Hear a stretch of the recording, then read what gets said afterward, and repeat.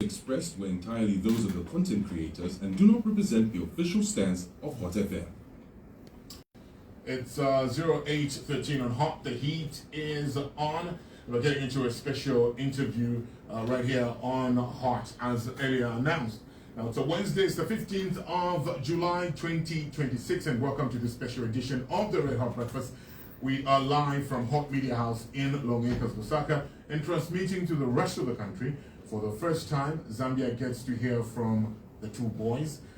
We have Honorable Mundubile and Honorable Makebi Zulu, who are running on the National Reconciliation Party for Unity and Prosperity ticket as president and running mate, respectively.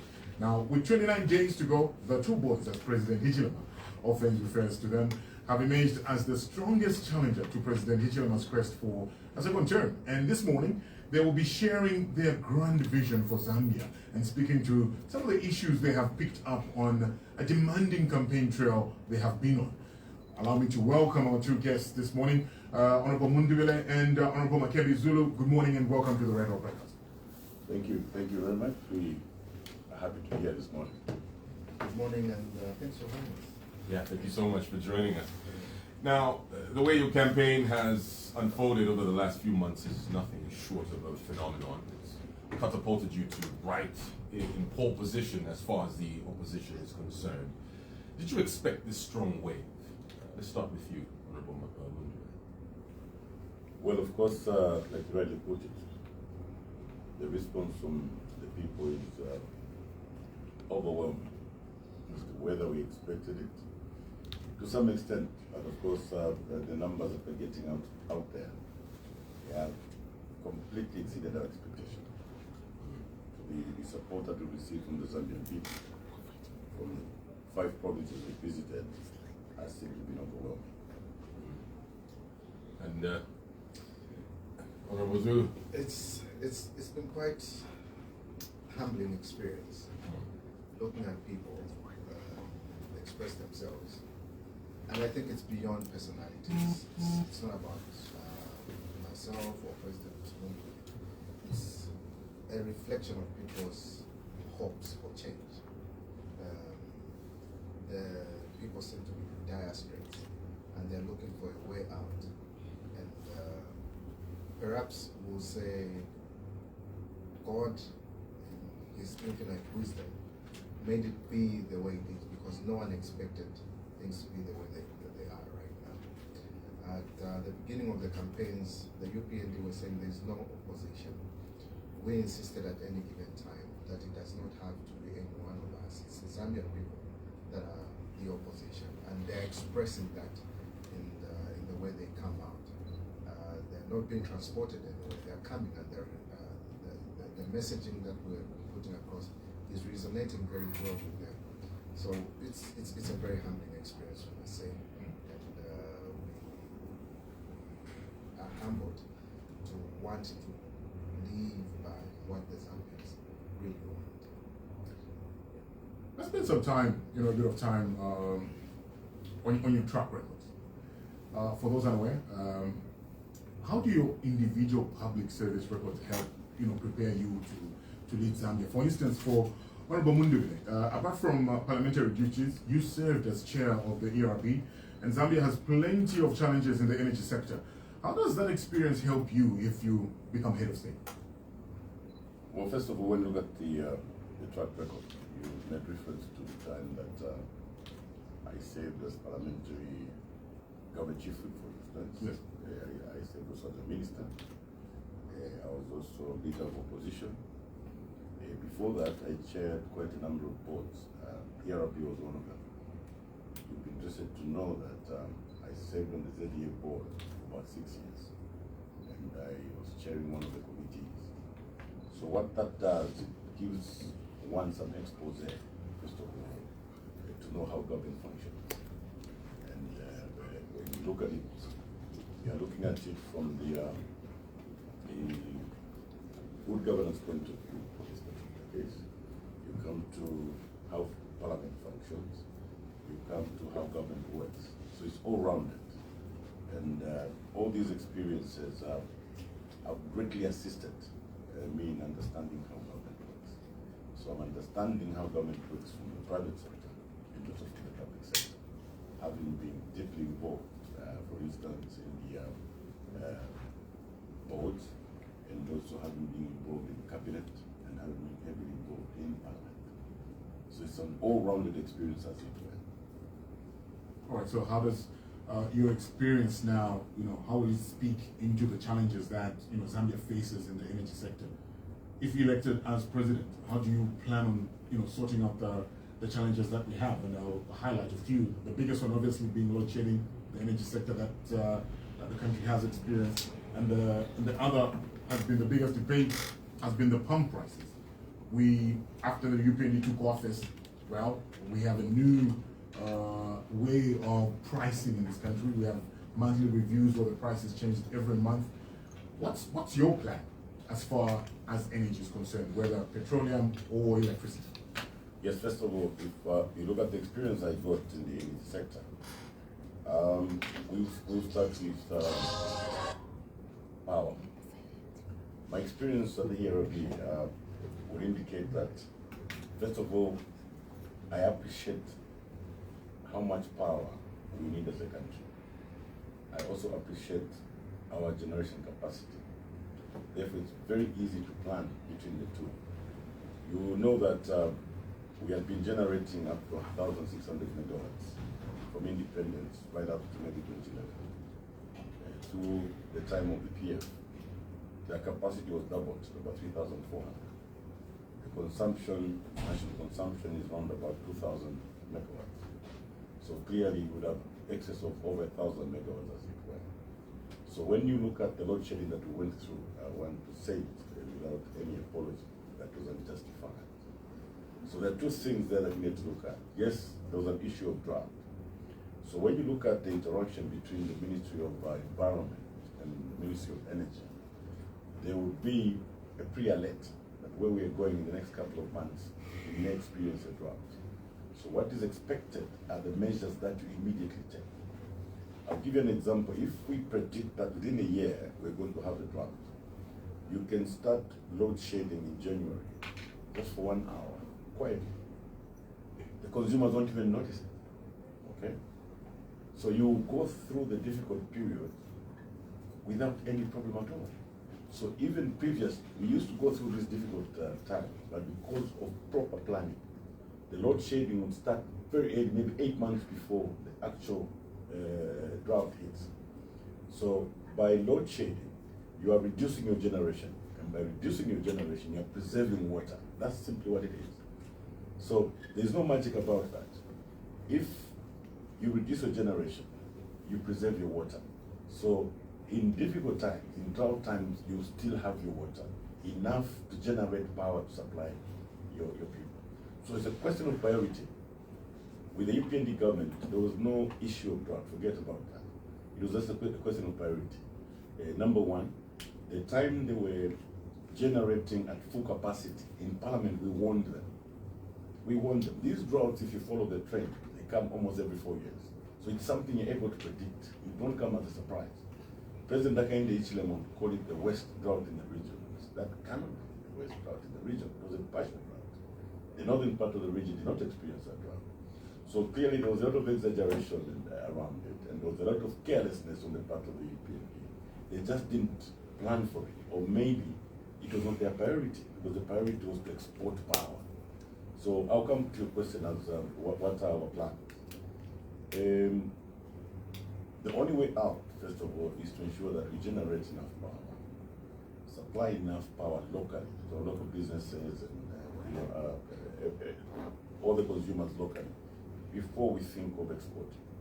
Exporting is attractive because it brings in foreign exchange. Mm-hmm. Yeah, but we have to look at investment first.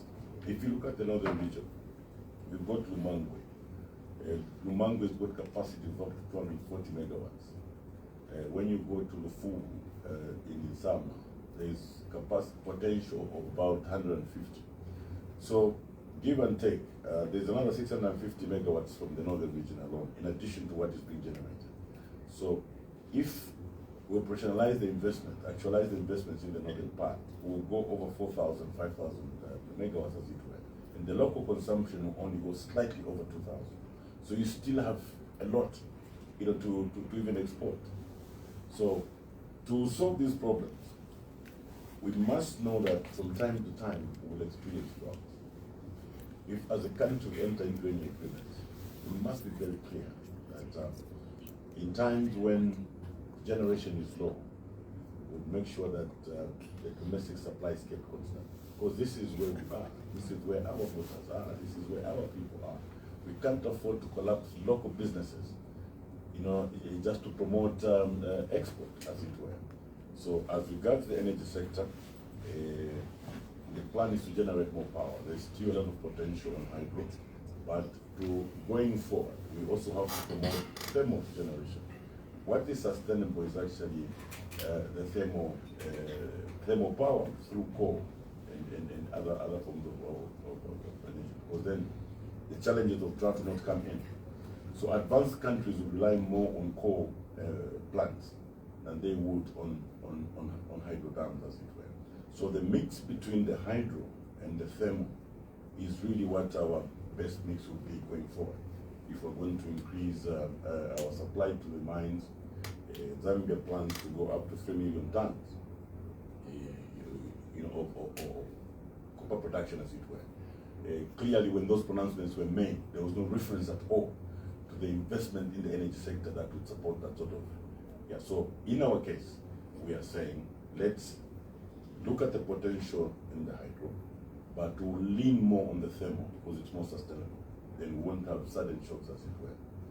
As regards the petroleum subsector, we opposed the closing of Indeni.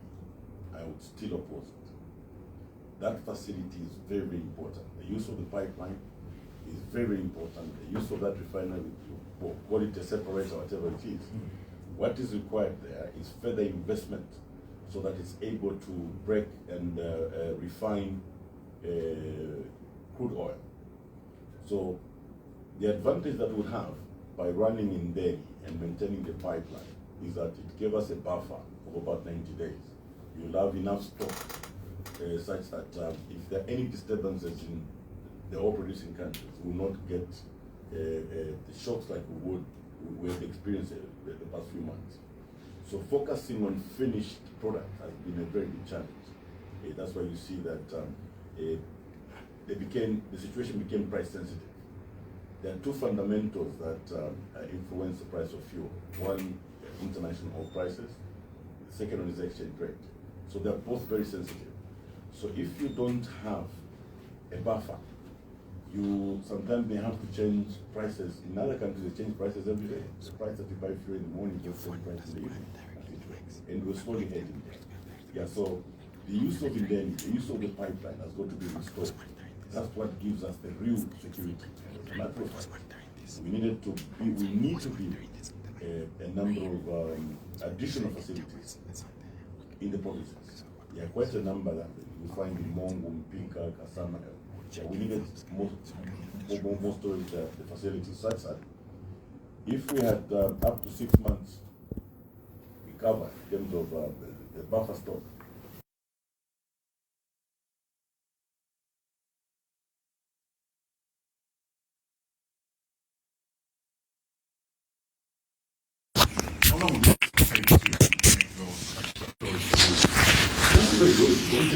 Actually, private sector can participate. Private sector are very ready, eager to invest in this facility. As a matter of fact, some already exist some of them are actually during the time on the Patriotic Front. Yes. Eastern Province has most of the provinces do have storage facilities for that matter. Yeah. Just so that should I Mr. President. Yeah. So basically, I think that's we were discussing the experience.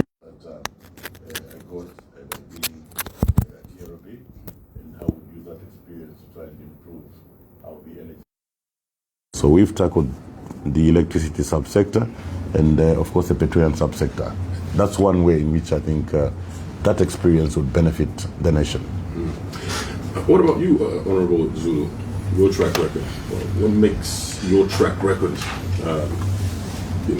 It's very difficult to beat your own drum and dance and dance to it. But I would say this: the sector that I am in, perhaps the legal fraternity, I think it has been a place that has shaped me and how I look at issues, how I respond to issues. It is structural issues, procedural issues, administrative issues that are of great concern. I must say at this stage that the President and I have a very long history, way before ministries that are in the province. I remember the time we were preparing for our expos. He did a great job. Himself, Bachilangwa, we all looked up to them to really shape how it was going to be done, because they were first to do those expos, and they were very successful in attracting investment in their particular provinces. And we learned from himself and Honorable Chilangwa how exactly it would be done. So that in itself was a very big plus. But whilst we were still ministers, we had a conversation. I remember at one point I was saying, I think I need to do my master's in Constitution and Administrative Law. He says, yeah, when do you start? I said, I intend to start in June. He says, let's go. So we enrolled for Constitutional and Administrative Law together, and we went through it together and graduated. So the idea was, if we are going to be in government, procedural law, constitutional law, these will be the foundation as to how you're going to run your government. You need a government that respects the constitution, and you need a constitution that responds to the needs of the people, not the needs of politicians. So if you're going to have structural problems, you have governance issues like we have right now, where there's no respect for the constitution. The constitution is amended not to fit the needs and desires of the Zambians, but to make room or political space for politicians. That is not as it should be. Institutions of governance have to be independent. We expect commissions to be independent. Look at how the Anti-Corruption Commission has been abused. The Drug Enforcement Commission has been abused. Human Rights Commissions have been abused. The civil service has been abused. The police have been abused. And this is because we have depended on good people to be in government instead of creating institutions that are strong enough to guide both the good and the bad that may be in government. We need respect for the rule of law in the literal sense, not just as rhetoric like we have experienced in the last 5 years. And for that reason, I think we are well equipped, because of our legal background, to know that what we need to do is have a structural change, and that structural change begins with the constitution. We need to amend our constitution, a holistic amendment that responds to the needs of the Zambians, that enhances the rights of the Zambians, that introduces a human rights approach towards development. You can't have a government that says, we have given you water, it's a favor. It should not be a favor. It should be a right that Zambians have to claim. And we have seen how that a lot of freedoms have been eroded from the Zambians, like the freedom of speech. You can't have subsidiary law or that exceeds what the constitution provides. These cyber laws that have been introduced, seditious practices, hate speech, which only apply to a particular segment of the society and does not apply to another. We need all these structural changes, and I think the legal background that we have enables us to look at issues of constitutionalism, rule of law, and having very strong institutions of governance. But one would say that the cyber laws were started, it came from the time of the Patriotic Front. Okay, so if you're going to compare the two... How do you come back and complain about a law that started under the Patriotic Front? If you're going to compare the two, the cyber law as was introduced by the Patriotic Front, which was repealed and replaced by these cyber laws that have been put in place by the UPND, you will notice that there's a very big difference. Whereas they complained that the issue of cyberbullying was going to stifle the need for Zambians to express themselves. That was their main complaint. And having undertaken that would be the first law they would repeal. When they introduced that Cyber Crimes Act, it got to be far worse than what they complained of. We have had more prosecutions under this law in targeting politicians, targeting citizens, and that has cowed most of the citizenry into being quiet, into being silent. It's for that reason that even when you notice at all our rallies, when that issue is brought up, the response that we get from the people is such that they know that their voices have not been heard. It's for that reason that the UPND probably thought there was no opposition, because they shut people up. Democracy, like we've always said, is a marketplace of ideas. Right. And if ideas are not expressed, then you don't expect society to grow, or society to differentiate, or indeed get feedback from the people. You will not be able to get that. So the argument that yes, it may have started during PF does not necessarily make it right if at all it stifled the rights of the people.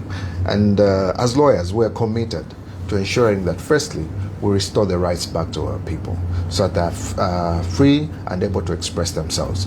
Only then shall we have inclusive democracy that takes into account all opinions that are expressed. So those are some of the things and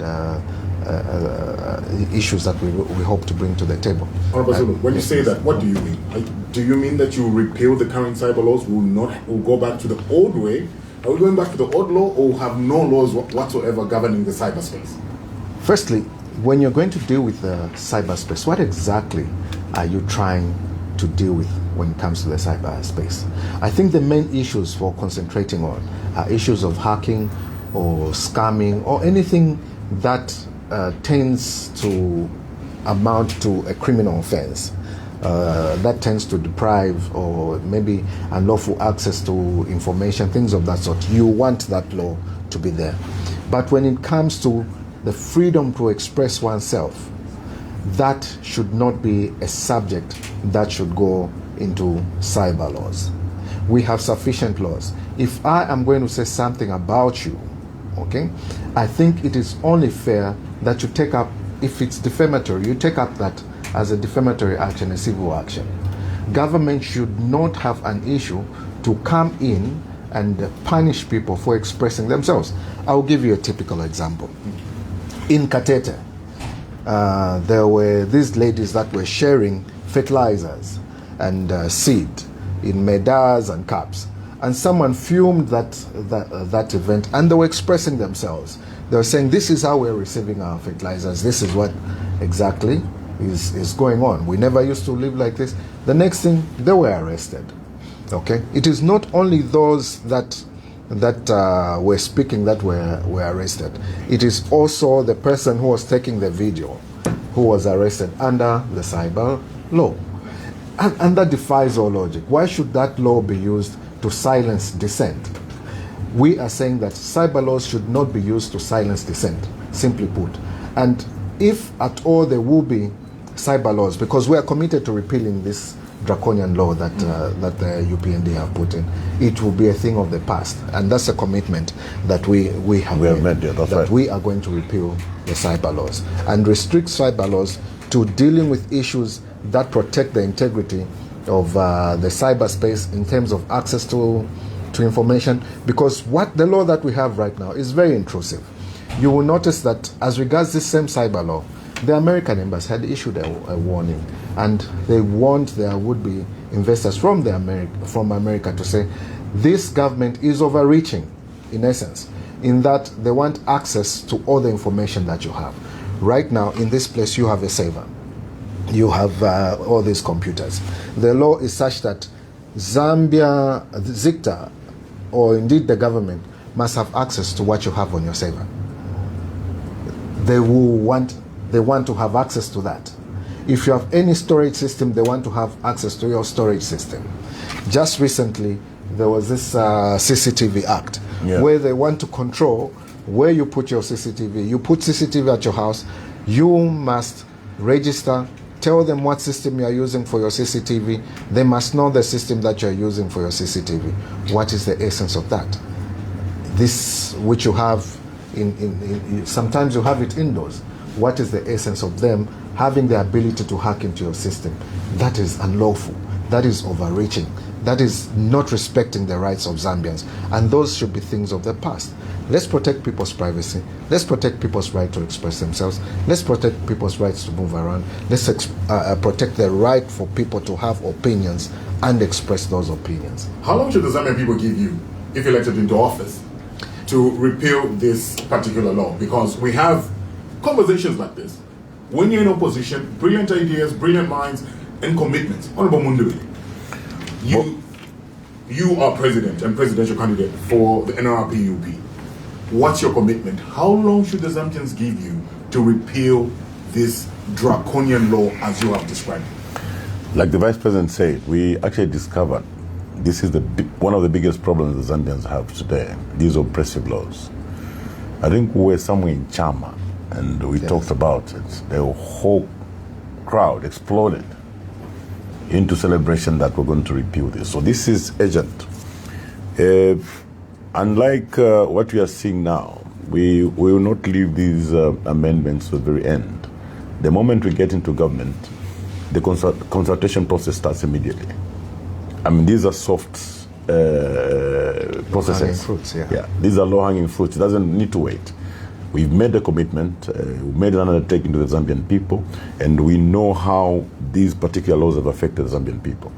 Remember, colleagues, I think the basis for everything between us, myself and the Vice President, is that we're going to take a human rights approach to development. So by the very fact that this particular law oppresses our citizens, it's very urgent that we look at it the moment we get into government. We begin the legislative process the moment we settle.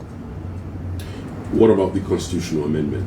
How long will it take? What's the timeline for that? Because the Vice President, your running mate, talked about amending the Constitution. How long will you do that? Well, luckily, himself and I are constitutional legal scholars, yeah? Mm-hmm. And we understand the importance of broad consultation. So meaning we start very early also. Okay, there are several processes through which this will be done. The number one is to raise awareness amongst the people.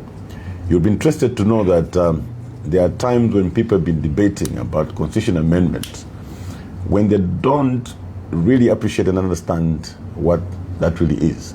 So the first step is to raise awareness amongst the citizen.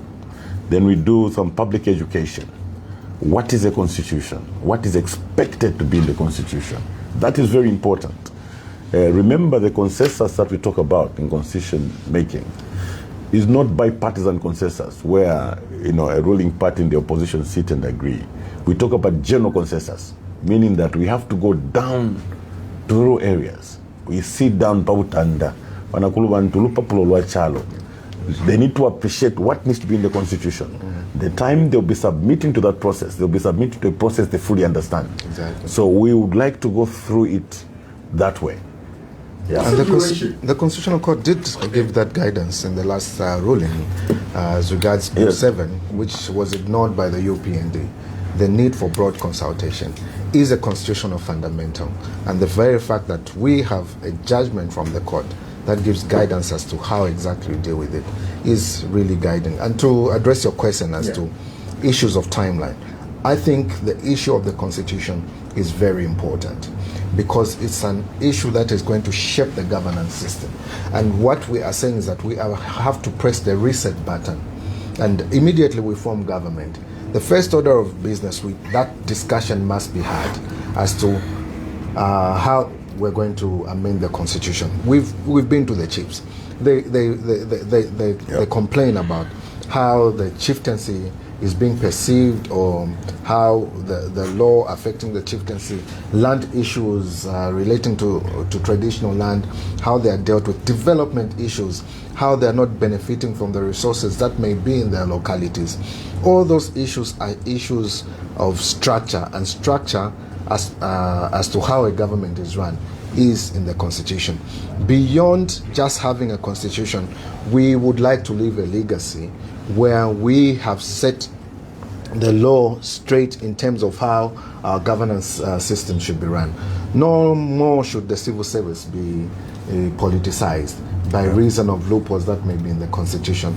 No more should the police be politicized by reason of those that are serving by their own whims and caprices. No more should we have commissions, including the Office of the Public Protector, not being operationalized because someone is taking advantage of loopholes that may be in the Constitution. No more should we run away from decentralization, which is in the Constitution, merely because someone wants to have full control of councils and everything else. We need to have institutions that are regulated by the law, such that they do not depend on good people being in government. So that would be the first order of business. All right. Well, if you just tuned in, we have Honorable Brian Mundubile and Honorable Makebi Zulu, who are running on the National Reconciliation Party for Unity and Prosperity NRPUP ticket as president and running mate, respectively.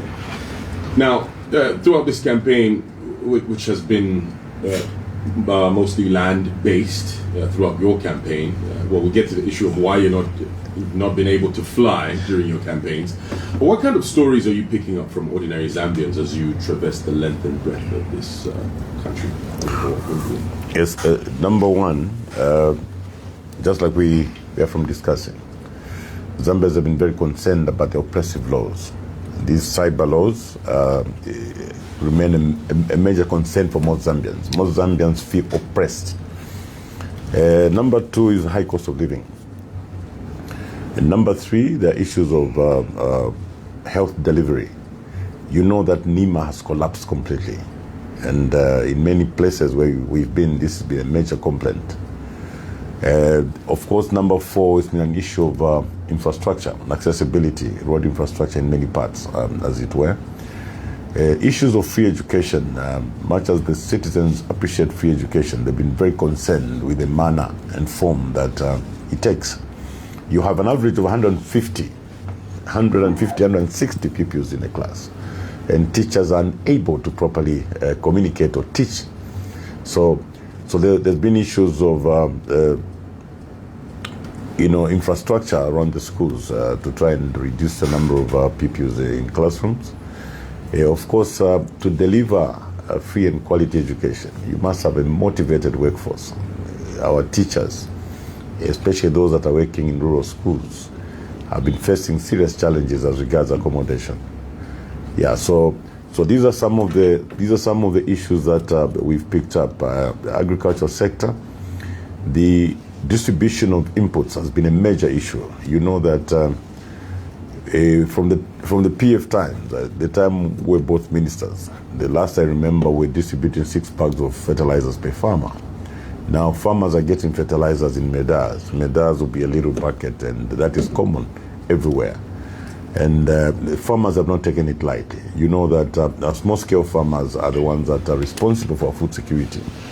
So in many cases, we discover that the agriculture sector has actually collapsed. When you look at FISIP, the distribution of these inputs has been selective, and they've been given in small buckets called medars. If you go to Eastern Province and you look at the cotton farmers, the cotton farmers' business has completely collapsed. Soybeans farmers completely collapsed. We had started projects to do with cassava right across the country. There's nothing to talk about. Yeah, so we are finding all these challenges. Luckily, when you look at the manifesto that we have, most of these challenges were addressed in our manifesto. So we were able to respond very quickly to some of these challenges. So our campaign messages were not general. We would go in a day before and appreciate exactly, what challenges people be facing in that particular area. And we go back to our manifesto to try and see whether we have challenges. You look at small-scale miners. our small-scale miners have really suffered. People that have been mining gold. You remember the Kikonge story. People died. Our youths died in Kikonge. You come down to Chingola, the Black Mountain. A number of our youths have lost their income, because the big players, the big boys, the politicians took over most of those dump sites. We have had people coming in the name of investors and they're after dump sites. We have said no, and we are not apologizing. We're saying those dump sites are going back to the youths. We promote investment and we want our investors to come, but we want them to go to greenfield mines. We'll assist them, to settle in greenfield projects. Those dump sites will be controlled by our youths. Most of our youths remain unemployed. Unemployment levels are over 20%. And the successive governments always gave those dump sites to the youths in times that governments were unable to provide employment for them. So we are going to go further. We will not only allow them to mine from those dump sites. We are going to run some clinics for them. We will run some incubation programs for them. We train them in safe mining. We're going to train them in environmental protection. But at the same time, we will put them in cooperatives where we are able to assist them. We will not leave them to the wolves where they can't even properly market what they're getting. Throughout the sectors, we are running an aggregation program. In all these programs, we have an aggregator, whether they're in the agricultural sector, in the mining sector. So this is a big brother who is waiting to, for instance, get whatever they're mining. Now, this big brother is not only getting what they're mining, he goes further. He extends assistance by way of equipment. Let's take Zambia Gold. This is a company that was formed the time PF was in government. It was supposed to basically be there to buy gold wherever it was found. So through Zambia Gold, we will be able to extend help to small-scale miners at Kikonge. These small-scale miners are in cooperatives. Maybe between 5 cooperatives, Zambia Gold could provide 2 excavators, 1 excavator, and the other equipment that they require. They will pay for it progressively so that there is enough capacity to give to the next group and the next cooperative. The idea really there is that you're looking at the issue of control, you're looking at the issue of security. Government concern normally has been that you have 5,000 people in an area. There is money, there are loose guns and so on, but once there's some structured approach, Zambia Gold moves in. They've got offices there. Ministry of Mines has got offices there. We've got health facilities nearby. And the miners are identified by cooperatives. They are assisted that way. So it will be normal mining. When they mine, they take to the aggregator. At the end of the day, the Bank of Zambia will be talking about reserves in form of gold. This is what is happening in other jurisdictions. They'll move into Kanyelele in Impika. They'll come into Rufunza. So clearly, we were in Rufunza yesterday. Yes, yesterday. Yes. There's an economy that exists. Unfortunately, because the government that is in power now does not focus on Zambians. They are very excited to give incentives to foreign entities, as it were. The first thing they do when they hear there's been a discovery of gold is to mobilize trucks of soldiers, trucks of Zambia National Service and police to go and chase our youth. That will never happen under our charge. To exterminate and eradicate. That will never happen. That language will never be used in our government. What we'll do instead is to promote these activities by our youths to ensure that they lead decent lives. You remember when you go through our manifesto, we actually talk about formalizing small-scale mining. That's exactly what we mean. We mean there will be offices, government offices, that will specifically take care of these miners, hold them by their hand and walk them through until they can walk on their own. That will be the work of government insofar as small-scale mining is concerned. Just a quick one there, Honorable Mundubile, because right now, when you go to these illegal dump sites, if you talk about formalization, meaning somebody at the end of the day will have to pay some sort of tax. Yeah. Somebody will have to, the cooperative will have to start paying taxes, being responsible for all that safe mining. How then do you plan on, convincing these young people that for a long time, who are used to just going there, picking the minerals, selling it, and money just goes straight into their pockets, to start convincing them to pay taxes, have an organized structure? Because I'll give an example of Senseli, where we lost our brothers in Senseli 2 years ago. that place had over 5,000 young people just going there, picking and selling to the bigger Jerabos that take and sell onto the market. How then do you convince those people that are used to that kind of structure to get into a formal structure?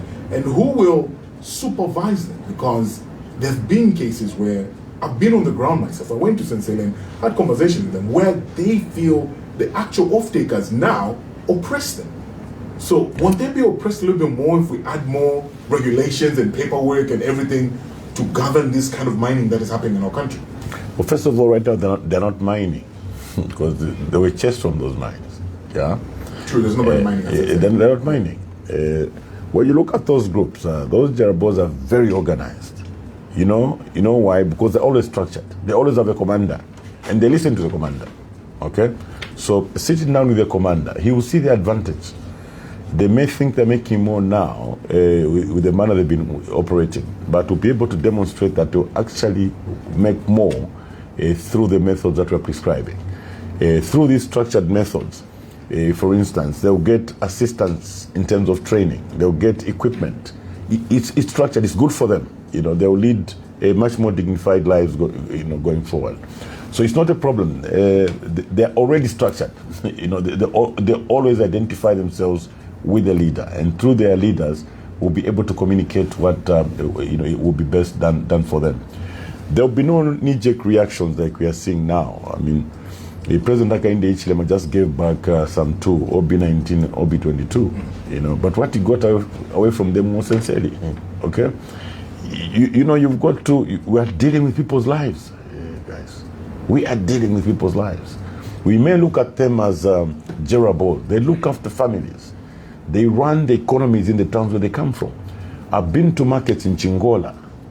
You find the women are the ones who are speaking for them to say, if we're impala, tushtisha balumendo ava ngabale bomba. Alanga tukwatensa lepo balumendo ava tafisha. So you have to look beyond them. These are people that are managing an economy. They're managing families. Their continued operation has a positive impact on a number of people going forward. Yeah, so we have thought through it. We have sat with their leaders. We know how it's going to work.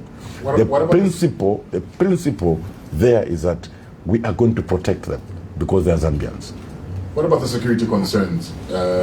Because we've heard security concerns. I know you referenced to what the response to this kind of mining by the UPND with the army and everything else. Isn't there a genuine concern of security when you have gold being mined in such a manner and people have guns around these particular areas? Obviously, people are getting exploited, and there's that concern. If me and my friends want to form a cooperative and want to go and mine, and we're leaving Lusaka, we are Lusaka people, we're going to go into these far-flung areas where we're not familiar, and we get there, what sort of security do we have as young people that are not domiciled in these areas? What's your plan for security in these particular areas? That's exactly what, especially because there were talks of foreign nationals coming in. Yeah, that's exactly what we were describing. You see, when you have an aggregator, you've got an aggregator. This is a market for whatever is being produced. Zambia Gold, for instance, we would have agreed with these small-scale miners. Okay, here's your cooperative. We are advancing you some equipment. When you have mined, your refinery is here with the aggregator. This is where you sell and so on. Already, just by that structure alone, you are dealing with the issue of security. You have identified the miners by their cooperatives. They've got their mining licenses. Okay, you know the areas where they're mining from and where they're delivering. So there'll be no space for vagabonds. There'll be no space for people who are just moving up and down. The people who are there will be there because they've got something to do, and they belong to a particular grouping. They are mining at a particular site, and whatever they're producing, they're taking to this aggregator. So that control addresses the security aspect of it. Beyond that, just additionally to what the president has said, if there's no sense of ownership on the part of the Zambians, you are bound to have other people creeping in, because you have made them feel like thieves, and they feel like what they are mining, they are stealing, and another person has come to steal with them. So you can't have so much security in those circumstances. But if you do it the Ghanaian way, we discussed this with the president, the Ghana system, where the people have a sense of ownership. So if you have a sense of ownership, you are going to protect what you have.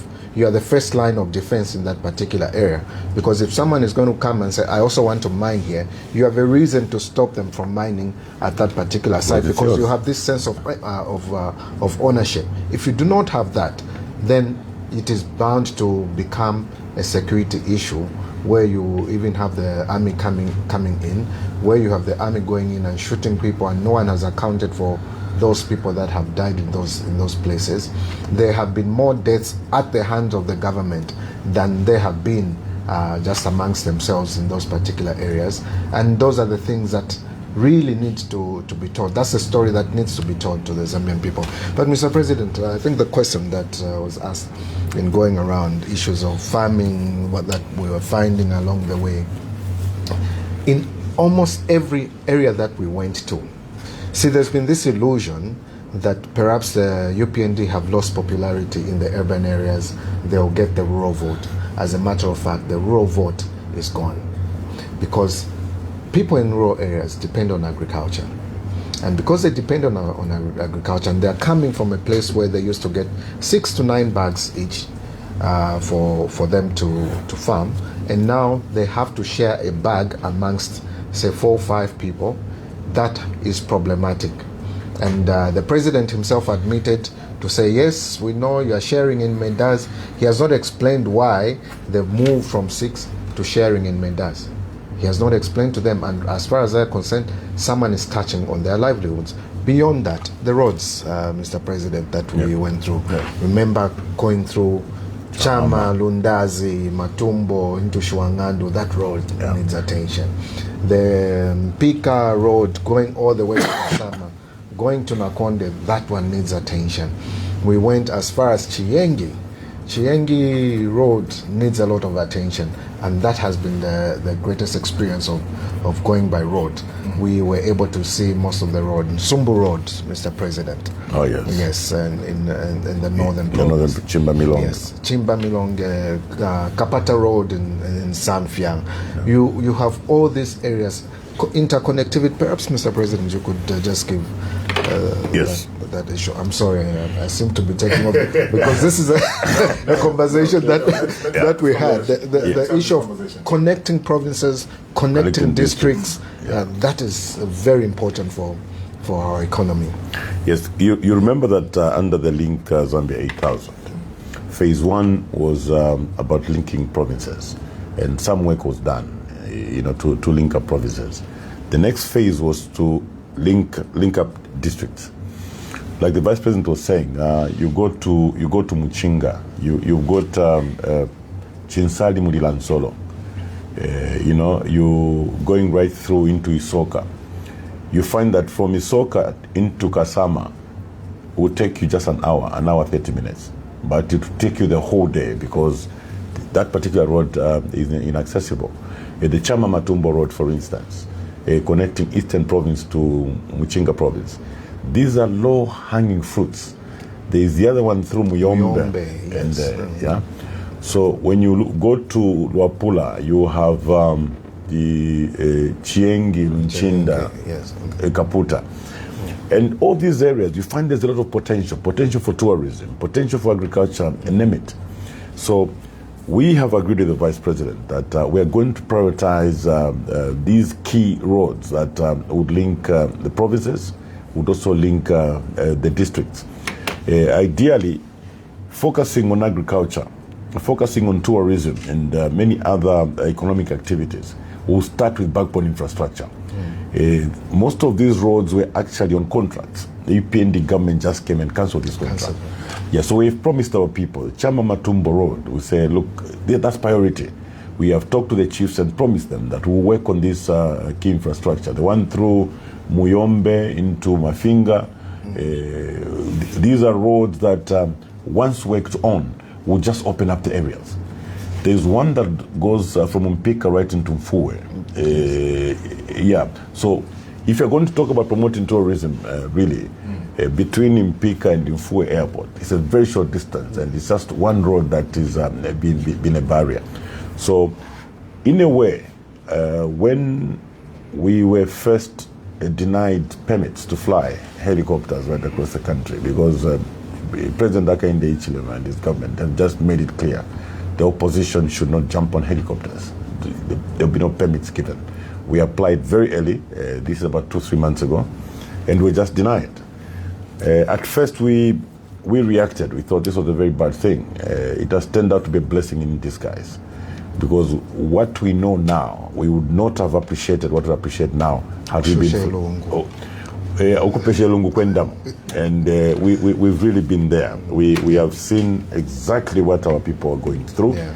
We know where to start from. We know how urgent most of these works are, because we've experienced it. And this is what the Zambians are going through every day. Yeah. Honorable Mundubile, let's talk funding here, because the Zambians have experienced a period where this country was like a construction site. There were roads everywhere, construction projects everywhere, but that came at a cost. Yeah. Where will this funding come from? Are we borrowing more money? What's your plan as far as funding of these roads and these projects that you speak of? Well, I'll answer it using very easy examples. Look, to start with, this country has money, okay? This is a country where the past 5 years, the leakages, illicit financial flows alone amount to $10 billion. Are you with me? Yes. But Yeah. $2.5 billion a year. A year. So meaning, if you plug these leakages, this money should end up somewhere. It can be productively applied. This is a country where you'll have amount of around $80 million sent to China by accident. You know, somebody just presses a button, the $80 million is gone. And there's no report of whether it's been paid back or whether... Allegedly by accident. Allegedly by accident. I'm just trying to demonstrate to you that it's an issue of priorities. This is all about priorities. As a member of parliament, I want to tell you that the biggest budget under the PF was 120 billion kwacha. The first budget under the UPND before supplementary was at 170 billion. 50 billion kwacha over and above the highest budget under the PF. It ended at about 213. So we've been averaging 250 billion kwacha per year with the UPND. Now, ask them just one question, just to tell us one project they have done with this sort of money. With everything else that was done under the PF, the highest budget was 120 billion. The UPND has doubled that. They can't show us one single project that they have done. So it's an issue of priorities here. It's just an issue of priorities. So if you ask me where the money will come from, I've demonstrated what we're able to do with 120 billion. And I've also shown you that 250 billion people have been playing. What's the plan on plugging the flows of the illicit financial flows that we get from the FIC? And I know that's where you're getting those numbers from. What's your plan here as a team and your legal minds? I'm glad that both of you are legal minds and you can be able to tell us how we can actually plug this in, because when the ordinary Zambian is reading this and seeing all these amounts, they're wondering what a country would have with $10 billion. With $10 billion. Yeah, so we've lost $10 billion. So what's the plan? And the president is quiet. The president is quiet. The president is going to talk about corruption, referring to houses in Ibex Hill. But there's $10 billion here. Okay? The president will not refer to $2.5 billion, which was illegally, repatriated from Zambia by a non-mining house. This matter had been in court for some time. A minister single-handedly made a decision to withdraw that matter. You see, we have to be very sincere when we define corruption. We have to define corruption for what it is. Corruption is actually in certain decisions that have been taken. Corruption will come by way of legislation. Corruption will come by way of administration. So the corruption that is told to you is about a house in Ibex Hill, some flats in North Mid. Nobody wants to tell you about the $2.5 billion. Nobody wants to talk about the $10 billion. So if you ask, the first will put up a genuine fight against corruption. There are certain reforms that will undertake under the Anti-Corruption Commission. One of them will be on reporting.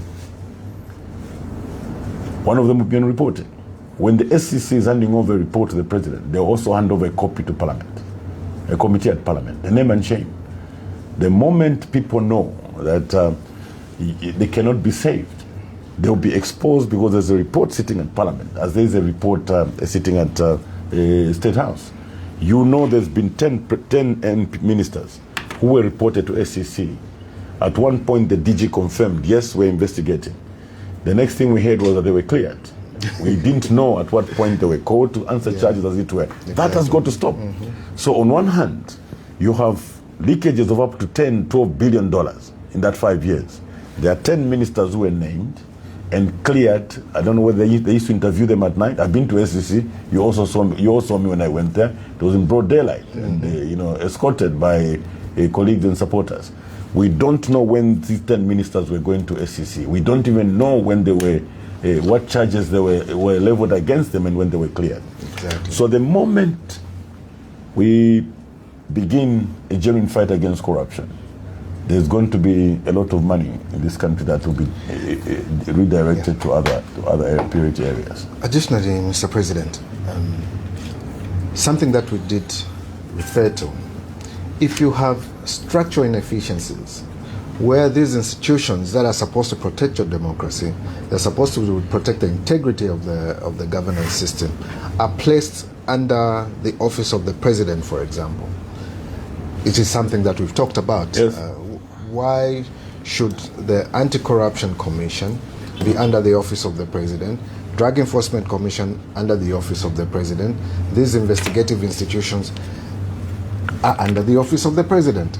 And if you have them under the office of the president, you will have reports such as, no, this minister was seen coming out with a bag, and it goes, and the president is happy to say, no, I asked him. He said there were calendars. The heavy, some very heavy calendar. Some very heavy calendar. You see, you compromise the fight against corruption in that particular regard. And it will not stop until you have independent institutions of governance. Let the police be independent. If we're going to choose who is Inspector General of Police, are we going to subject it to public scrutiny so that the persons that are taking up those positions are persons of integrity? If we are going to put someone to take over Anti-Corruption Commission, let us look at them. The current one was a cadre. She was a UPND cadre, non-UPND cadre. Now, is she going to act against the party that she belongs to? Because we have no record of her saying that she's ever resigned from the UPND. Is she ever going to go against the decision of the president of the party that she possibly belongs to? You have all those issues that are there. What kind of people do we need to take over such kind of institutions? What kind of scrutiny should be put in place for that? If we have that, then we are going to be closing up those leakages where we have illicit financial flows. The World Bank report, Mr. President, 2022, the first year of the UPND, as regards the mining sector, we lost about $500 billion. What could we do with $500 billion from the mining sector? See, we have this tendency of thinking that this has only affected those that are on the copper belt. It is the very money that is used to buy medicines in Kaputa. It is the very money that is being used to ensure that the road between Kasempa and Kaoma is fixed. It is the same money that is supposed to be used to ensure that NIMA is running and saving the people of Zambia. It is the very money that is supposed to be used to ensure that fertilizers are properly subsidized for farmers to be able to access these fertilizers. It's the very money that can be used to ensure that we get into value addition. Because he likes it, and I enjoy listening to him when he's campaigning. And he said,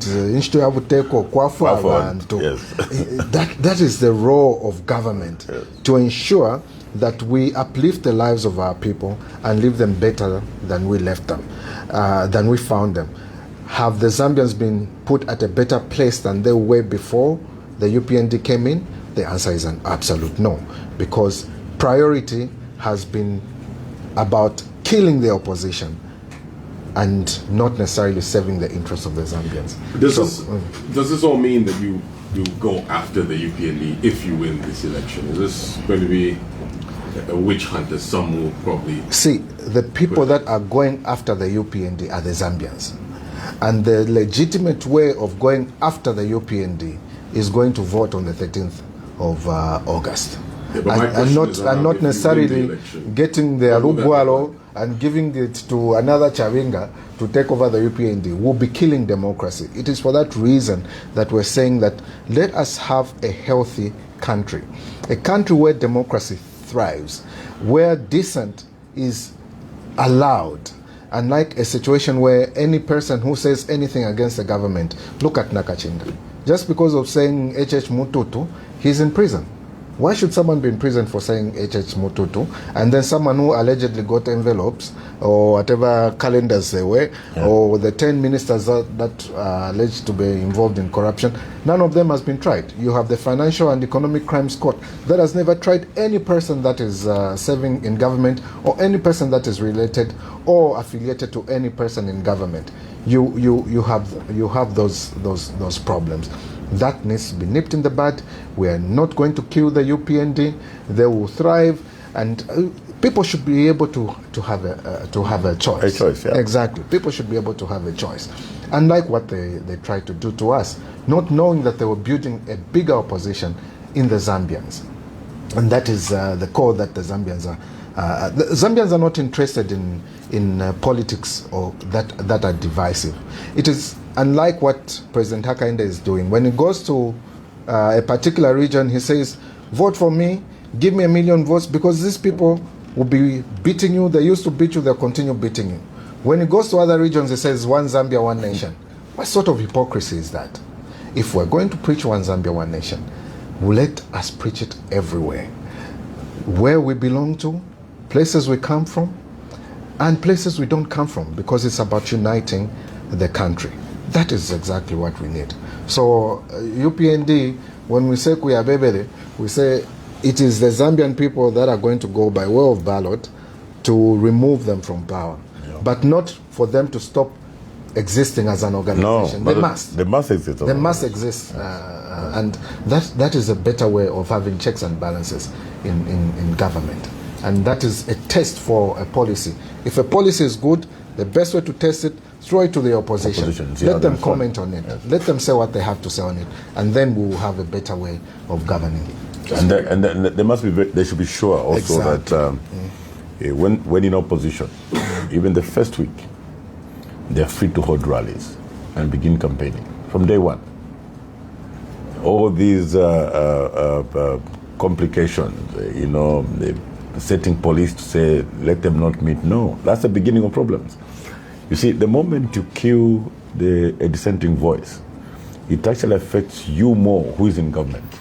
Imagine, for instance, if the UPND had given the opposition freedom, to debate freely in parliament, speak freely at rallies, we would not have had the challenges of load shedding. Yes. They would have rectified it.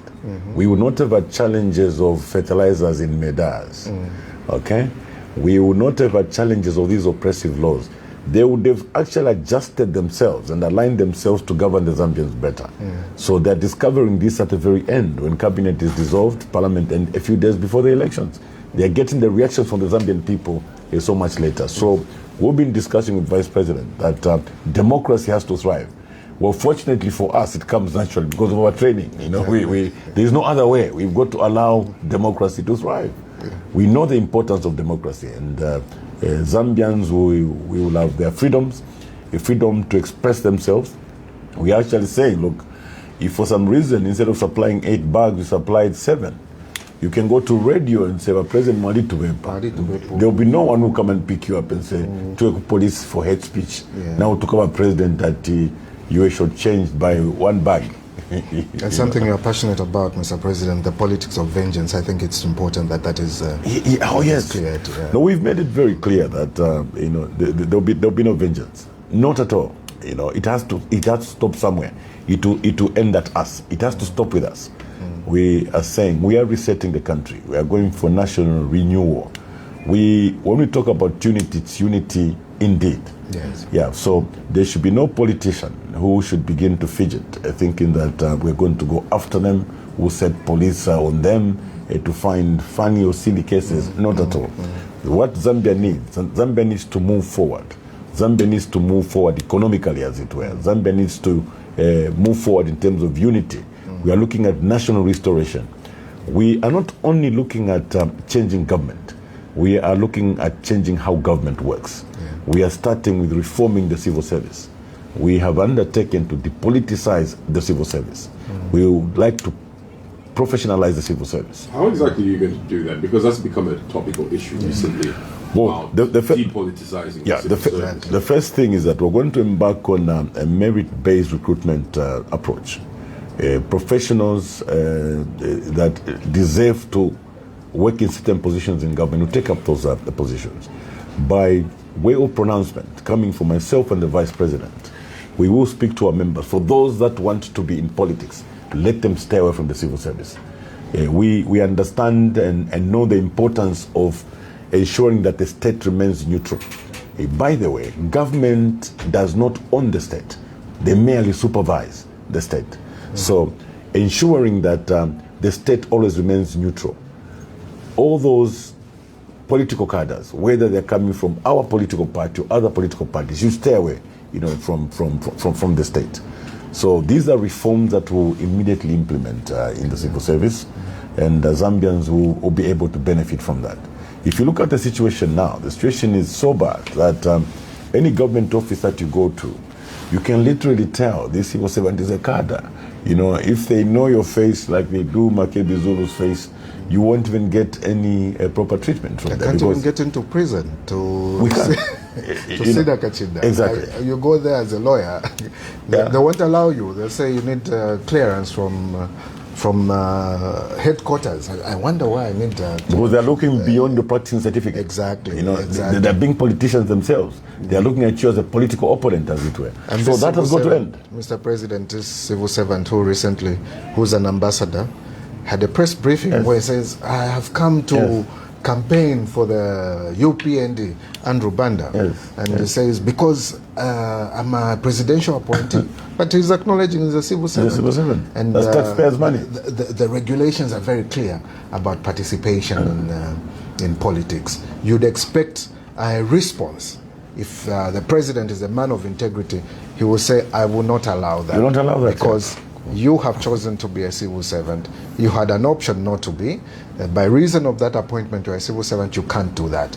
Now we have special civil servant from State House, civil servant from everywhere else. That will not happen in our government. That should not happen in our government. That should not happen. If you have chosen to take up a job as a civil servant, serve the Zambian people. Don't say, I'm coming to campaign and I'm going. So that's an indictment on the president himself. What is he going to say about that? What is he saying about Andrew's stance? Is he going to fire him because he has taken up that stance? Because obviously that's against the rules and regulations of the civil service. And he should know that better. If he's a person of integrity, if he means what he says, and I doubt that he does mean what he says, he would take action against Andrew Banda. He should not be a civil servant today. Secretary to the Cabinet, Patrick Kangwa, should be able to move in and say you can't do this, therefore you are no longer part of the civil service. That is the right thing that should happen at this particular time. So you can see the extent to which our country has gone. Everything is going wrong, and we seem to be on autopilot. There's nobody, there's no one who's in charge. So we are saying we need to reset this country. There's need for restoration. We simply want Zambia to work again. We want Zambia as a country to work again. For all Zambians. Yes, for all Zambians. I know that, Chishampies, you've been around long enough to know that you may not say it loudly. There's nothing going on. The country is not working. We need to get it to work again. And getting Zambia to work again, the three arms of government should function. We need to see a normal parliament, for instance, not what you experienced the past 4 years. We need to see an independent judiciary.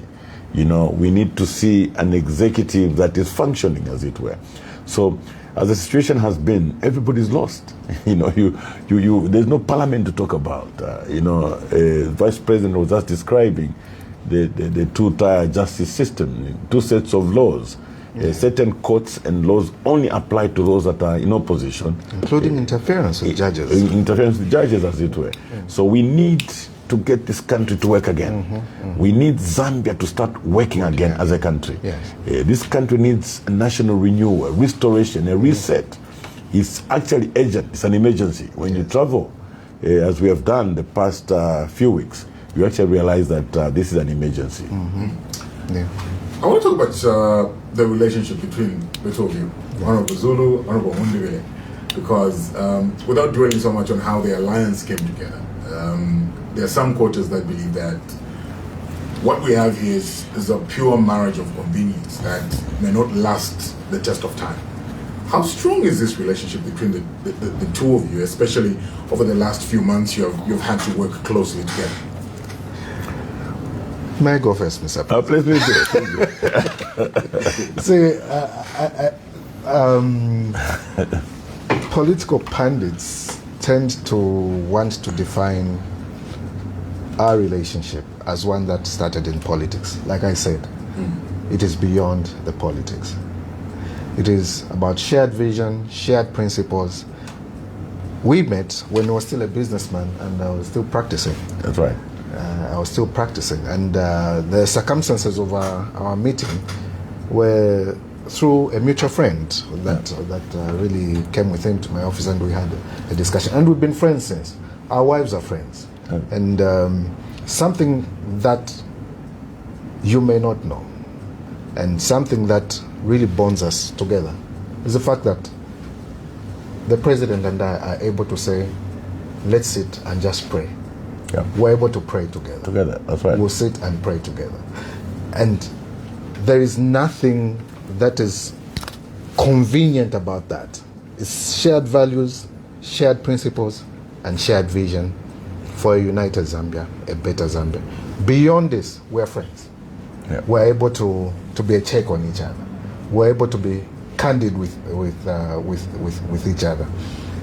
We had quite a number of trips. I remember when we went to China, when we were just provincial ministers and just relooking at things and talking about things. He was close to RB, I was close to RB. So we'd meet at many a fora. He was close to ECL, I was close to ECL. We would meet many times, tasks that he was being given. I was his vice or legal committee, so we would do most tasks together. I know his thinking. He knows my thinking, and we are not conveniently together. We are divinely together. That's right. That's right. Some think that this partnership will come to an end if you don't win the election. You disperse, is what they say. No, I think the vice president has described our relationship in very clear terms. For those that may want to know, from the time we lost elections, I went into parliament as leader of opposition, and we had a number of matters in court. His office was actually like a secretariat, and the one who would anchor the secretariat actually, as leader of, I'll be there every morning, sitting with him, planning and so on. Yeah, so we are not strangers. Did I send a bill?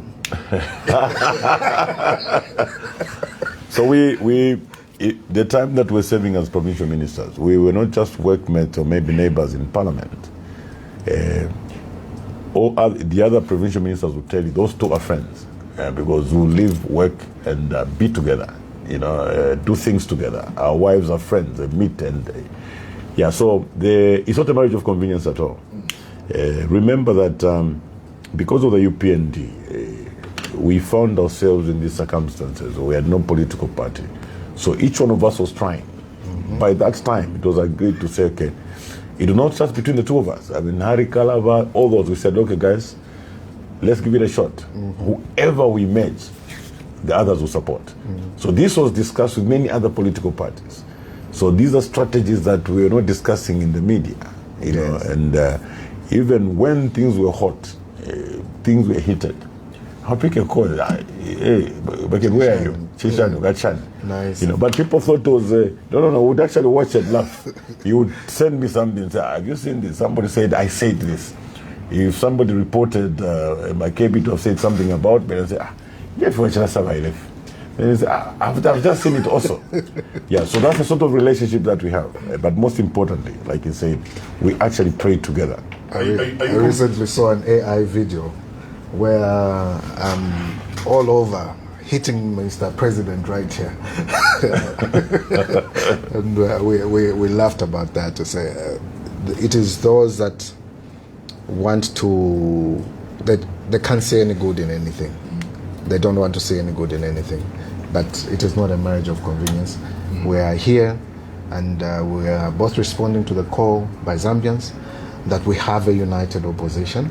And as you have seen, more and more people keep joining us because of the unity that we've displayed amongst ourselves. So does that and mean we people, are still open. Yeah, so does that mean people should trust that regardless what happens with the election, we'll still see this united front in Parliament? We won't hear, no, there's a press briefing, Honorable Mundubile has called all the NRP MPs to the side, and Honorable Zulu here has called all the RP MP to the side, and now we have two political parties because we haven't won an election. And these are the questions that the Zambians are asking. What's the long-term plan here if this attempt does not work? Are you still the voice for the people together? We are still the voice for the people together. Our tribe is Zambia. Yeah, that's right. Our tribe is Zambia. Yeah, that's it. All right. Well, if you just tuned in, we have Honorable Brian Mundubile and Honorable Makebi Zulu, who are running on the National Reconciliation Party for Unity and Prosperity ticket as president and running mate, respectively.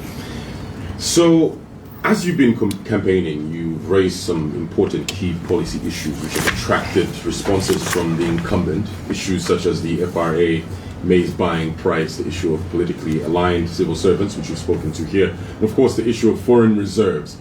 If you go back to the manifesto, what stands out from your messages as far as improving people's welfare is concerned? Because at the end of the day, it's about the Zambian people and making their lives better. Yes, I think what you pick up from the manifesto first is that we are moving women and youths from the margins to the center of policy and economic transformation, making the youths the main drivers of this transformation. That will come out very clearly. Number two will be that we would like to create jobs through industrialization, and would like to industrialize through investments, as it were. Remember, we just from Vice President made reference to several roads that we saw. We're saying to be able to industrialize, we take advantage of the low-hanging fruits, the potential that lies in various sectors, including tourism, agriculture, as it were. But the starting point is investment, and investment in backbone infrastructure. So in improving people's livelihoods, we are focused on industrialization through value chains. Agriculture is the first that we'd like to take up. We've identified 12 farming blocks right across the country, and government will invest in these farming blocks, attract investments from the private sector, and of course an investment arm of government into these farming blocks. The aim is that at the end of 2 years, we must begin to see some downstream industries in these farming blocks by way of value addition. So when we do that, we will create employment. So this is one sector. We are focused on this particular sector because it absorbs the highest numbers, as it were. So we are looking at 12 farming blocks that within 3 years should be able to employ well over 300,000 people. Okay, this is all research, documents are there, people can make references to that. Yeah, we think this is going to make a huge difference. Secondly, we are looking at the potential, for instance, in Eastern Province. There's a huge potential for cotton. So using the aggregation method, you've got Mulungushi textiles. The Mulungushi textiles of the UPND is not the Mulungushi textiles that we're envisaging. They're printers. Yeah, that one is just a printer for Chitenge and so on. We are looking at Mulungushi textiles as an aggregator. that will have behind it cotton farmers in Central Province, cotton farmers in Eastern Province. But we are not allowing, in order for these farmers to get value for their crop, we are saying we should some on-farm processing. There must always be some value added so that the farmers get a benefit of it. We've talked about baby gineries at these farms in Eastern Province and Central Province to be able to supply cotton. So besides maize, we are looking at other crops that are friendly to Zambians, that Zambians can grow and be able to aggregate their stock and supply to these aggregators. So the thrust of all this is job creation. Zambians are suffering now because they're not employed. Poverty can only be fought through sustainable employment, and that's exactly what our starting point is poverty reduction through job creation, and job creation through industrialization through downstream industries or value addition chains, as it were. So this is where we are. And you talked about FRA. We've really been concerned. You heard just a few days ago the president and his chairperson for FRA were we're disagreeing publicly, where the president says the moisture content is low, buy. The chairman says no, the president is not being truthful, the moisture content is high. And then we began to question. We said, okay, well, I don't think they carried out a comprehensive survey to see that every farmer, all the farmers that grew maize had their maize with high moisture content. What was the relationship between announcing the floor price and the moisture content? It's possible to announce a floor price and say, but we will only buy when the moisture content is below 12%. So there was nothing that was, the moisture content would not stop FRA from announcing the floor price. They could have still announced the floor price and then maybe guided to say we will not get the maize that is above 13% in terms of moisture content. So we realize that the UPND is gambling with people's lives. They don't realize that this actually involves people's lives.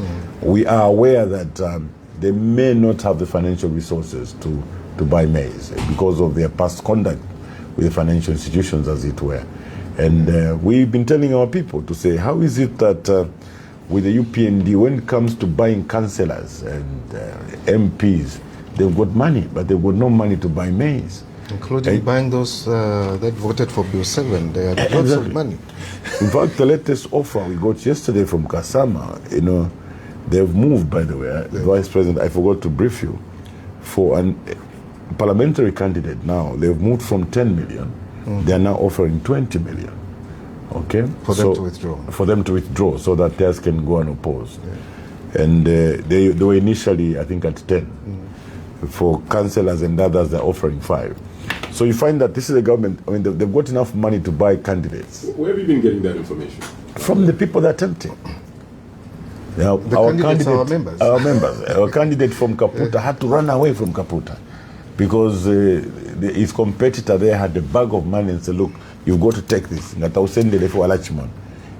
don't go with stories, they actually go with sacks of money. Yeah. 2 days ago, I know that the president of Kasama, the Advance Party, one of the gentlemen approached our supporters. They were carrying 20 million kwacha and they wanted to give. And you see, when we talked about Zambia, it should work again. We even have anti-corruption commission. We pay them salaries every month. And these things are happening every day. Not that I don't know about it. Remember our candidate from Kaputa had to, yes. I don't think he's even in Kaputa. He's staying in Kasama because of this continuous bombardment. So the ECZ, because that's malpractice. Well, they know these things. ECZ knows. There are certain things that they should take judicial notice of, because it's all over. Everybody, it's like a death in Magoe, where a driver is killed, and there's a death in Kaputa. Okay? Yeah. The death in Kaputa has nothing to do with campaigns, electoral violence. People were simply sharing money. One other person died. ECZ is very quick to suspend campaigns in And stop Kaputa. us from going to Kaputa. There was no, what you call those dispute resolution meeting, Committee, yes. which should recommend At the local. at the local level. None. So, but the elections are still going on in Magoe. Yes. Okay, somebody's killed because he's playing Makebi and Mundubile in Chawama. They are killed in broad daylight. But the campaigns under a particular political party are still going on in Chawama. So when you ask me whether we've reported to ECZ, really, yeah. So we still insist that this country has to work again. I'm just giving you examples of what farmers are going through. So the farmers that are stuck with their maize are also aware in Kaputa that there's 20 million kwacha on offer for every parliamentary seat should the candidate decide to withdraw. So there's so much money, in the hands of the party, and there's no money to be able to pay farmers. So we are going to correct the situation because we are focused on Zambians. Anything to do with Zambians, we'll be in a hurry to resolve it. You will not have a situation where our cadres are flashing money and buying candidates when farmers are not paid, when the floor price is not announced. That will not happen. We will not have a situation like that where there's no medicine in Kaputa. In the hospitals, we went to Chama, there are no medicines in hospitals, there are no nurses in hospitals, no doctors in hospitals. And yet cadres that are traversing those particular areas are carrying millions of kwacha behind their vans, as it were. Yeah. So the country has to function again. This FRA issue, the truth of the matter is that FRA does not have money. Because previously they borrowed to pay the farmers. Remember that supply where farmers had to line up through the night to collect their monies. They had to borrow from the banks, so the banks won't give them money. Beyond that, the maize that FRA supposedly sold was sold to ZNS, and ZNS has not paid for that maize. ZNS itself, using that illegal company of theirs called Eagle, meaning I say illegal because you can't have the commander being a shareholder. None of the people, government is not a shareholder in that particular company, and yet it's running as a government entity.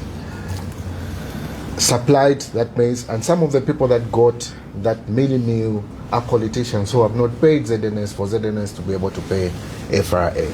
So we have this situation, and that's where we're saying all these areas of corruption have to be really sealed. Some of them are theft. Yes, That's pure theft. That's pure theft and pure abuse of office and authority. And this information can be on the floor of the House through parliamentary reports of well-known companies run by UPND cadres. They're going to collect maize from FRA, okay, with a view to export, and just never paid for it. So sometimes when we look at the president, calling others thieves, and so we laugh and say, okay. I mean, if he just took a moment to look at what is happening in his own camp, we don't think he could actually go loud and talk about these things. So these have been pure cases of theft. If you look at the story of Eagle, like Vice President is saying, and you interrogate it thoroughly, the story of Eagle, it's an illegality. there are a number of things that are involved. We know of many connected persons to the UPND that set up milling plants in their residences, in their farms, and they were getting maize from through Eagle, getting maize and taking to these milling plants and packaging under Eagle, and simply never paid for that maize. A number of eminent persons in government today, government institutions, running milling plants on their farms and subcontracted by Eagle to mill this maize, and nobody paid for this maize. This maize, the milling was later exported. Nobody pays for this. I want to throw in something here. Since we're talking about FRA and mill, you spoke about maize dryers as an alternative to the issue of moisture content, and you also spoke about late entry into the maize market by the Food Reserve Agency. Just break it down for us. What's your plan, and what are these maize dryers? At what scale are you planning on having these maize dryers? How do they work? Can they be accessed by the ordinary farmer that you were speaking of? Yes, when you go to commercial farms, it's most of these farms actually are dryers. You know, a commercial farmer will not wait for the moisture content. What you'll have at a commercial farm, you'll have a combine harvesting. When it's harvesting, it's pushing through a shaler. It's in one chain, pushing through a shaler, or the same combine harvester is shelling. And from the sheller straight into the dryers. On the other side, they're bagging. Same day, huh? I mean, I've seen this so many times over. So what we said was, inchitoya government kwafu abantu. So problem ngani moisture content, okay? We can invest in dryers in two ways. It's either FRA around their depots could simply have dryers, okay? Exactly. Honorable Makebi Zulu has brought his maize. Okay, you wait, you're in the queue, how many are there? These are 50 bags. Put them through the dryer, get them on the other side, weigh them, and it ends there. But also you can have on-farm facilities. We are going to introduce on-farm facilities. Remember, these are our farmers. These are our farmers, okay? We will go an extra mile to save our people. So we will have a facility. It's not for every farmer. It could take care of so many farmers. It's a dryer, okay? As they are harvesting, they process it through the dryer to the right moisture content. They're able to supply to FRA.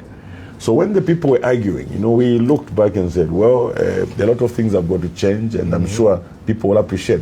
But now that we've hit a snag, people keep on referring to dryers. People are now having to look at how commercial farmers have been going around this particular problem. This issue of moisture content doesn't exist on commercial farms because an average farm has a dryer, you know, that dries their maize the moment they're harvesting it. Yes. All right, well, we'll be opening up the phone lines very soon. Give us a call, 0974-870-877. If you have a question or contribution. We have Honorable Brian Mundubile and Honorable Makebi Zulu, who are running on the National Reconciliation Party for Unity and Prosperity ticket as president and running mate respectively. Yes, this is under the Tonse Pamonzi Alliance. Also, if you're watching us on Facebook, feel free to leave a comment in the comment box and we'll read some of those comments as they come in. And now, before we open up the phone lines, are you satisfied with the printing of ballot papers in Dubai? Are you happy with that process? Well, I wouldn't immediately comment. We are yet to get a report from our people. We've got our people that are up there. We are aware that the printing started before people got there. Of course, we raised concerns on that. So a comprehensive report will come. We'll be able to speak to that once we've appreciated what is going on. Okay. And you also have a series of public engagements this week leading up to the mega rally here in Lusaka. Why is this important for people to come and attend and hear your messages? Well, we are making public commitments, as it were. We want to speak, especially for Lusaka, we want to speak to the civil servants. We want to speak to the farmers. We want to speak to the youths and be able to tell them what we want to do for them and some of the solutions that we have to certain challenges that are being faced. So we want to encourage people to come, turn out in your numbers. We may not have the regalia our friends have, and obviously or the buses they have. Or the teddy bears. Of course, we don't have a number of these facilities, but what we have is a message for you, a message of hope. Come and listen. And for all those that may have other ideas that would point to political violence, and please stay away. We've had over 35 rallies so far, incident-free. Not at one point did we find ourselves exchanging blows or people ducking pangas, as it were. It's not that, we've not been tempted. For instance, in Chinsadi, the UPND simply blocked the road as we go into the rally. We stayed in our cars for 15 minutes. The police came and dispersed them.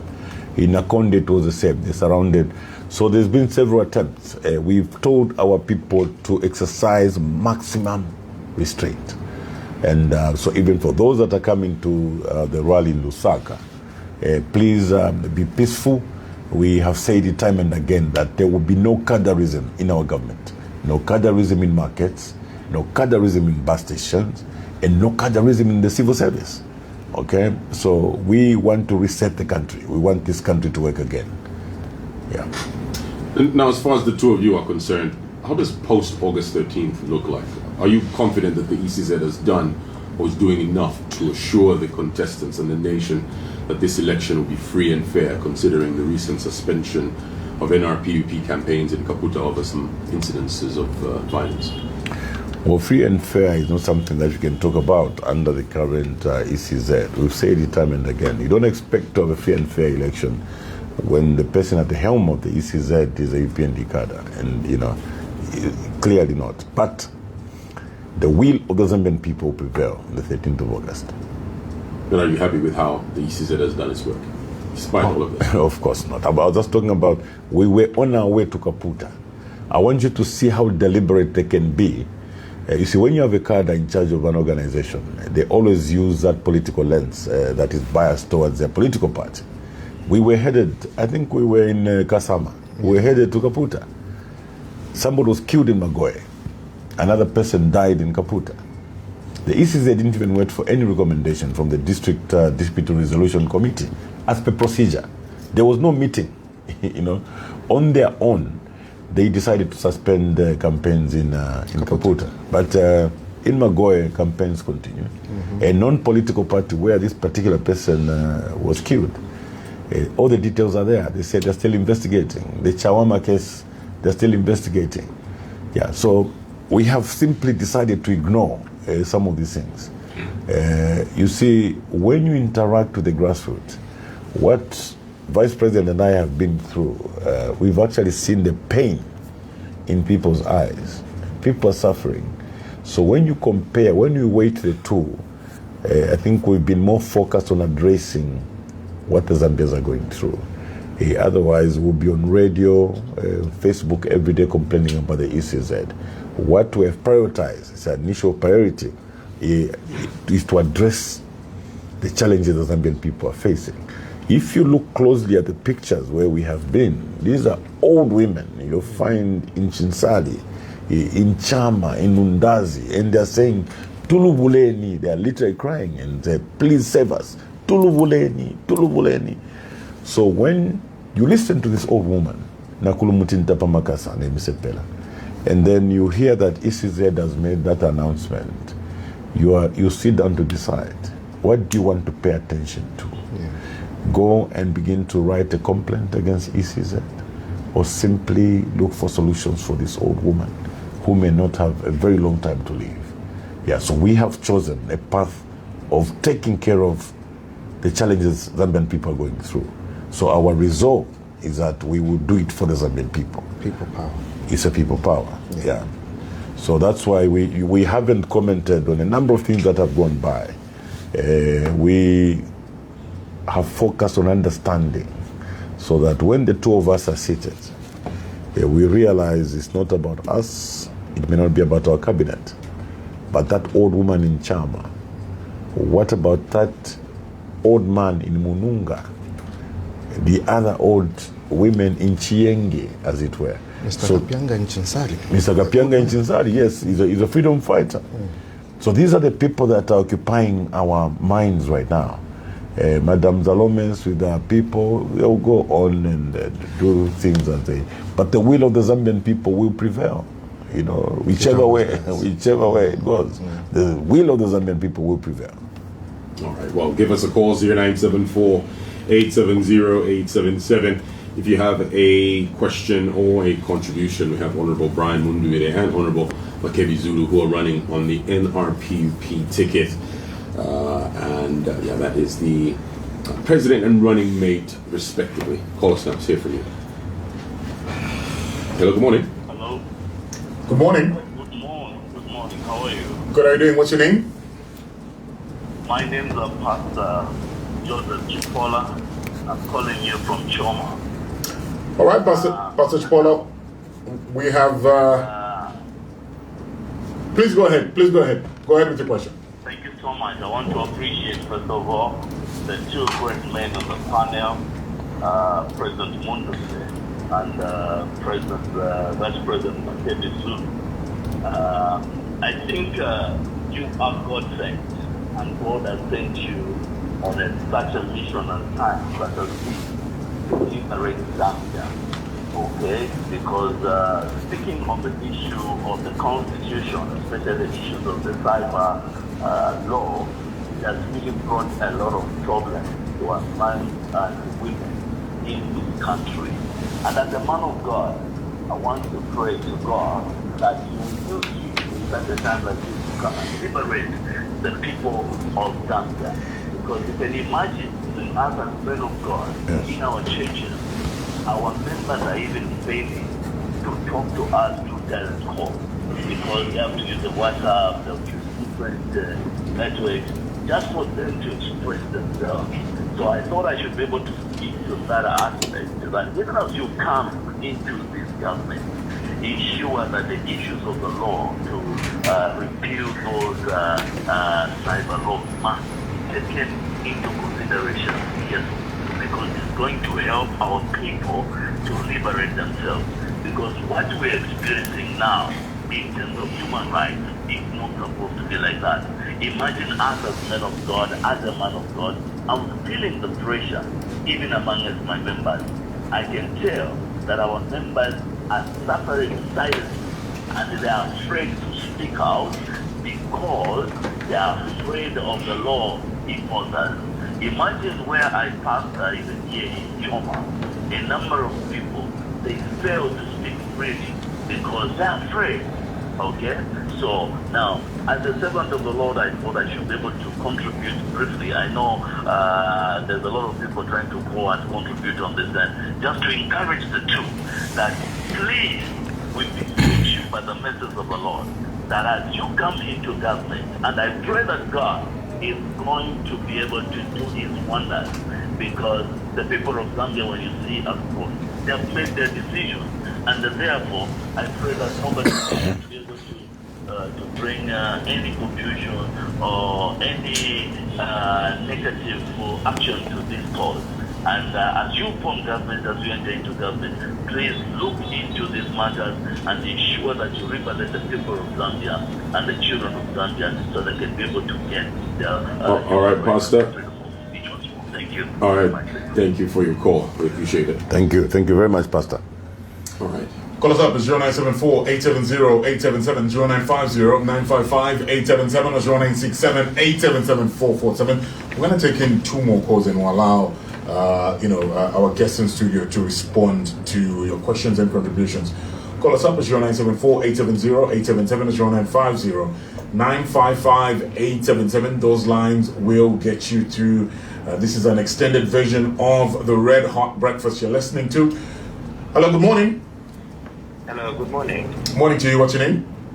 Mr. Mwanza. Good morning, Mr. Mwanza. How are you this morning? I'm well, thank you. Mr. President, Honorable Makebi, good morning. Good morning, sir. Okay. Morning, Mr. Mwanza. Yes. I'm very happy with what the President said yesterday when he said free education should come with free books. And that's why I'm contributing. And I even didn't want to mention my name, but I've mentioned because I'm in support of what the President and the Vice President is giving out. As teachers, we have had serious problems. I've been in the service for 15 years. I will tell you the truth. Now, from 2021 up to now, we have over 150 pupils in class. It's very difficult to even give a proper exercise in class because there is no infrastructure. We even regret because it was better those days. We had community schools who used to decongest government schools, but nowadays we have over 100. How do you give even homework? So the quality of education has gone down because this government has not put serious priority to education.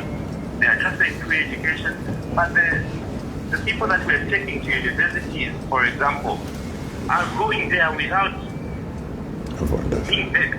We used to teach these people properly, but now you have over 100 pupils. How do you even concentrate on them? So now there's a serious gap. Those that are intelligent are intelligent. Those that are down do not even have a privilege to teacher pupil ratio. It's very difficult. So for me, I just want to encourage those two there to continue.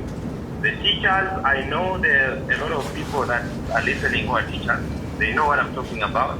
If you come in power, please consider that and make sure that you continue building other schools so that we can decongest this. We support free education, but what is free education that is not of quality?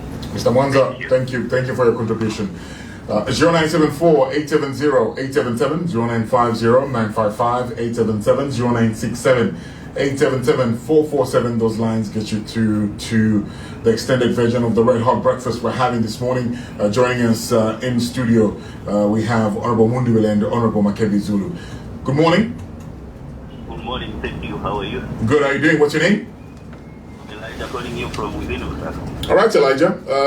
We have Honorable Mundubile and Honorable Zulu in studio. What's your question or contribution to that? Good morning, Mr. President, and your running mate. Good morning. Thank you so much. I just want to thank you for having given yourself up for the Zambian people to use you to change the government on 13th August 2020.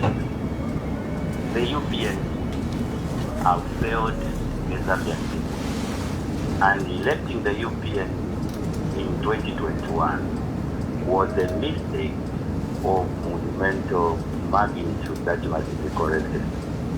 And we have always wanted people to come forward and be our torch bearers changing the government.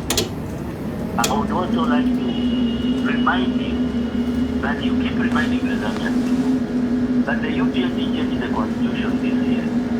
Already, the UPND Attorney General has announced that there will be a change of the constitution in 2027 should they win. What do they want to change to the constitution, which they did not change this year? This means that they have plans that could be overreaching. They could even change or remove the presidential term limit and even overhaul the constitution to suit the political desires of the UPND. You should also remind the Zambian people that President Jaga Hindechilema has presided over a very corrupt government. Looking at the Lusaka Ritual, the concession itself, the crime scene, also the FYC reports that have been coming out, glaring figures in those reports. Then we have the first quantum minerals deal, where the people that had illegally transferred $2.5 billion to Panama illegally were arrested during PM, but that case was dropped during the European regime. The Zambian people are ready to change the government. The UPN is going. I don't even know why President Jaga Hindechilema has allowed. Elijah, I'll ask you to conclude. Yes. We'll ask you to conclude. President Jaga Hindechilema is being deceived. They are closing schools. When he visits a particular area, they are telling people to rally to purport that he's popular. When actually on the ground, he's the most unpopular politician in Southern Africa right now. I thank you. All right, thank you, Elijah. All right, you can respond to those calls that we've received so far. Yes, thank you. For Pastor Chipola, thank you very much. We are with you in prayer, and thank you for your prayers. Mr. Mwanza, yes, so this is a matter that we're taking very seriously. The issue of quality education is very, very important. You know that if we don't handle this very well in the formative stages, the situation may be recoverable, where if the foundation is compromised in the early stages, these pupils will not be able to progress far in terms of education, as it were. So we have decided that we will quickly look at measures that will reduce the teacher-pupil ratio to at least below 50. so that the teaching can be impactful. So Mr. Mwanza, that when you are changing a policy, there is what we call a RIA, a regulatory impact assessment. It's very clear that our friends in the UPND, when they were coming up with these policies, they didn't do their RIA to be able to appreciate the impact as we're finding it on the ground. But we'll be very quick to rectify this so that we don't affect many pupils negatively. So Mr. Mwanza, as a teacher, we also want to assure you that to be able to achieve this free education, free and quality education, we also have to look at the welfare of teachers. So we've undertaken to look at the issue of accommodation for teachers, especially in the rural parts of the country. And in the meantime, we will look at revising the housing allowances that they're getting so that they're able to rent a decent accommodation. It will be a dream, a fallacy to think of teachers providing quality education when they're submerged in debt and the government is refusing to implement debt swap. So Mwanza, be assured that we will implement the debt swap. We will look at the issue of teachers' houses and also revising housing allowances, as it were, so that the education that you offer to our children will not only be free but quality. And upgrades as well, Mr. President. Oh yes. Thank you, Vice President. Mr. Mwanza, I've just been reminded by Vice President, we discovered that there are 50 positions that remain unupgraded. 50,000. 50,000 actually. So the moment we get into government, we'll attend to these 50,000 positions to make sure that they're upgraded and people are sitting in their rightful positions that they qualify for. Yeah, so Elijah from Lusaka has pointed out a number of things, and of interest is the Lusaka dual carriageway. Yes, Elijah, we agree with you. The dual carriageway was in the processes. The signing of this particular contract was in conflict with the Constitution under Article 210. The same happened to Mopani. We are concerned about the reports in the FIC report, and of course that $2.5 billion that we had always talked about in Parliament. Yes, so Elijah, like we said, this country needs a reset. It needs to work again. You can't have a government that will deliberately violate the law. It's clear that any disposal of any public asset, whether in part or wholly, needed approval of Parliament. And they simply ignored that in the case of Lusaka dual carriageway and Mopani. We haven't seen any action on FIC. Elijah, if I were to remind you, there was a time, I think very early after we lost elections, when we would pressurize the Vice President on the issues of corruption.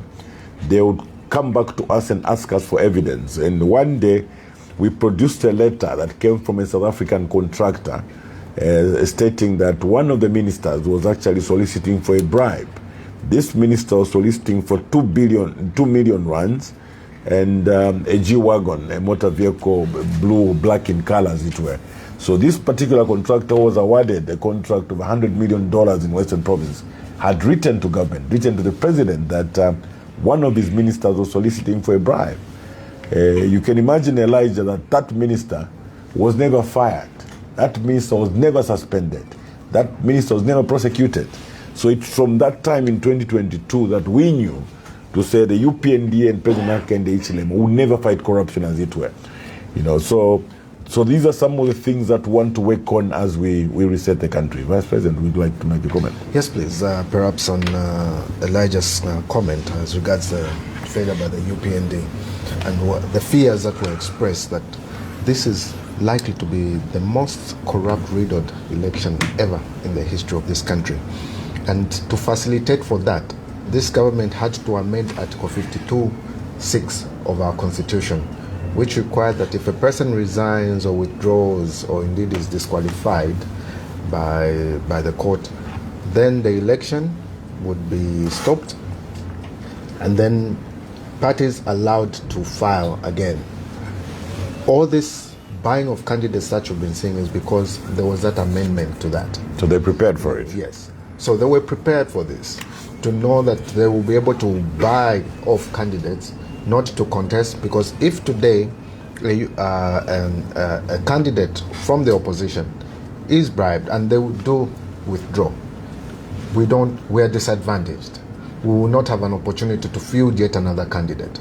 The essence of that clause in the Constitution is that no one should be disadvantaged, and to stop such corrupt activities, because government, or indeed a party in government, has access to money, whether illicit or not. They have access to money, and they have that capacity to buy off candidates. That has been going on, and that must be stopped. We thought we should highlight this for Zambians to see why we're opposed to Bill 7, which is now a reality, and the fruits are now being seen as to what the intention of the UPND was: corruption. And now that is being facilitated at a grand scale. Because remember what we said about the definition of corruption. Yes. It should not be reduced to a mere receiving or giving of bribes, but it will involve all actions, which are done in private interest as opposed to public interest. And they'll come by way of policy, administration, and legislation. So you can actually see that the particular amendment to Article 52 was to pave way for corruption. Because you see, the safeguard under Article 52 was such that if a candidate withdrew, we went back for fresh nominations. Yes. So as a political party, you had a fresh chance to present a different candidate, as it were. Now, because our friends were sitting on resources, failing to pay farmers, but they had enough money to buy councillors and candidates, they pushed that particular amendment in the Constitution, such that when a candidate withdraws, the elections to go ahead. And they remain unopposed. So that is, they legislated corruption. So that particular corruption is now facilitated by that law. That is why, when it comes to constitution making, the fundamental principles governing that is wide public participation. Had it been subjected to that public participation, the public would have objected to that particular amendment, because then they would have raised issues as we are experiencing them now. But they went through that abridged process and amended the Constitution to facilitate for the electoral malpractices or the corruption that is happening now. Yeah, so I thought that was very important, that some of these amendments were to facilitate for, they want to buy, they literally want to buy all the candidates out because they've got all the money. You know what they say in Bemba, Ushiku filio mukote chimbwi anyemfwi. So on one hand, you have got so much money in illicit financial flows amounting to $10 billion. And then on the other hand, these people are moving with sacks of money, enticing candidates. We don't know whether there's a relationship between the two. But the children still, I wish kumukote aluwa mumushi. Chimbwi anyemfwi. Well, we have some messages from Facebook. One of them, the question says, what plans do they have for the suffering taxi drivers who have suffered since online taxi apps came into the country? That's one. The other one is from Mwewa Piri, also from Facebook. What are your views on the database they keep referring to for government employment? And Prince Ndoi says, Mr. President, we thank God for your coming together. We're behind you. My only question is, what will happen to the many illegal laws passed by Parliament hastily in the last days before dissolution and not assented to by President Hakainde Hichilema? So you can respond to those ones. Yeah, so when we look at the drivers, we are looking at the truck drivers, looking at the bus drivers, we're looking at taxi drivers and Yango drivers together. We've had a number of presentations. We'll start with the truck drivers. Truck drivers go through a lot. An average truck driver carrying copper is carrying $500,000 worth of cargo, for instance, and that cargo is insured. But then you find that the driver behind the wheels, his life is actually not insured. Many of these drivers have lost their lives in these bad roads, and their families just lose out like that. So we want to make sure that we look at the welfare of these drivers and, come up with regulations that will ensure that the lives of these drivers are also insured so that they don't lose out completely.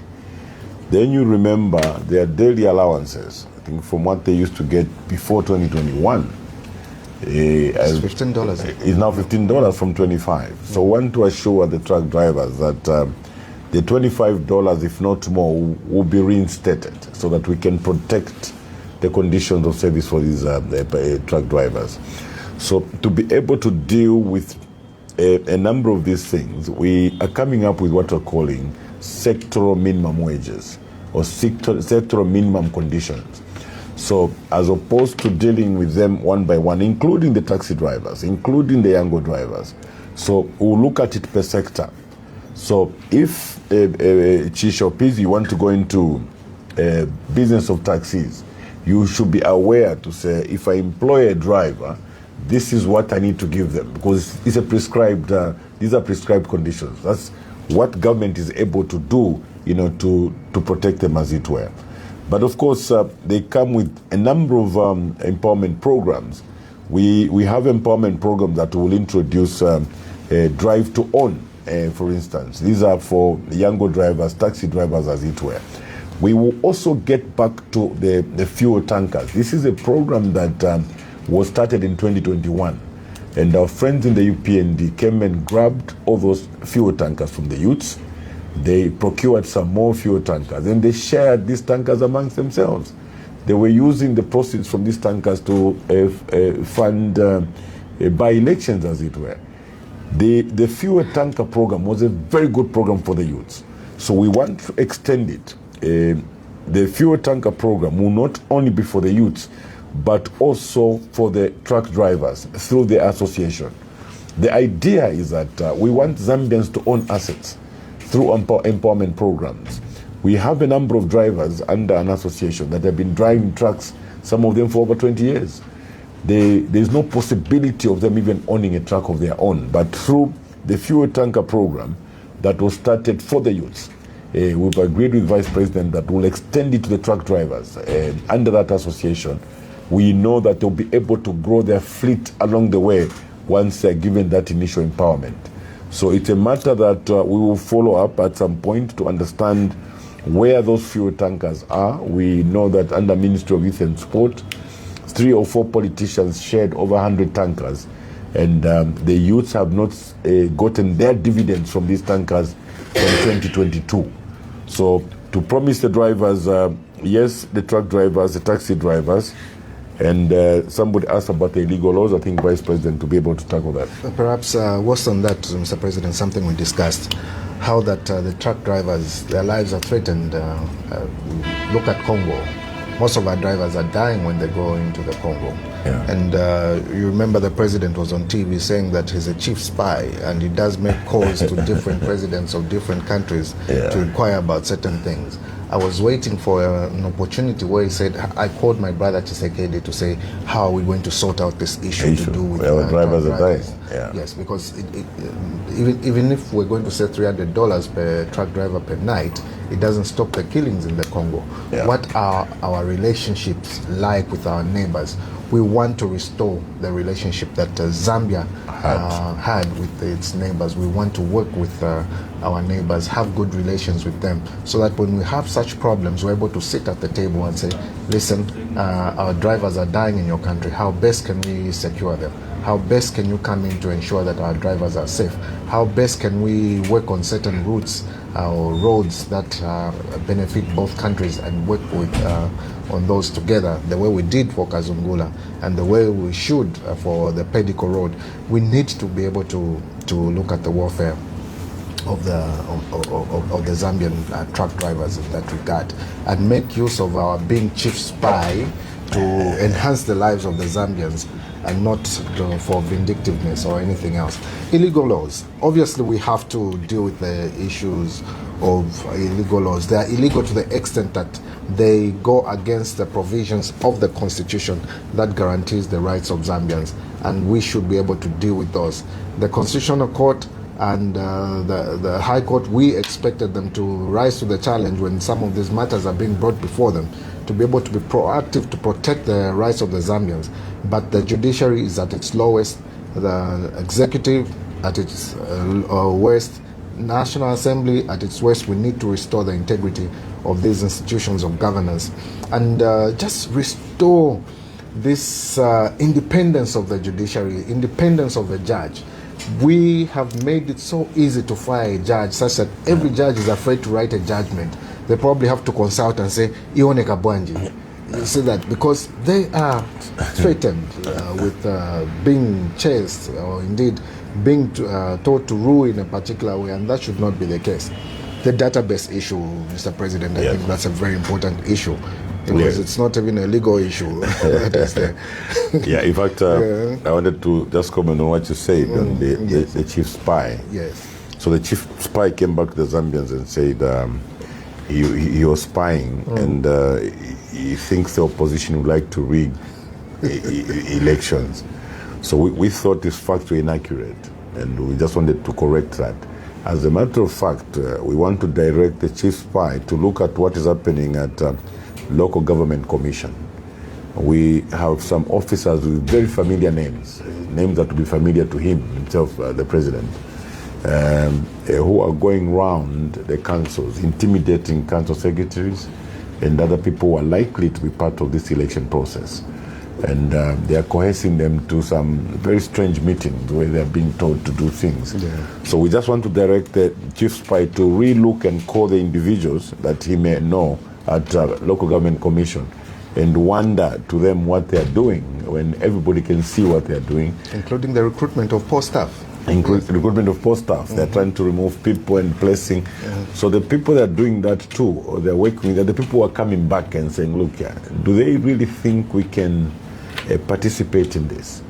Because they are saying, look, we've been here for the past 5 years. This government has not looked at the welfare of civil servants. How is it that now suddenly we are so important, we are going to be called for meetings? In all other previous meetings we were ignored. Now we're being called to do these things.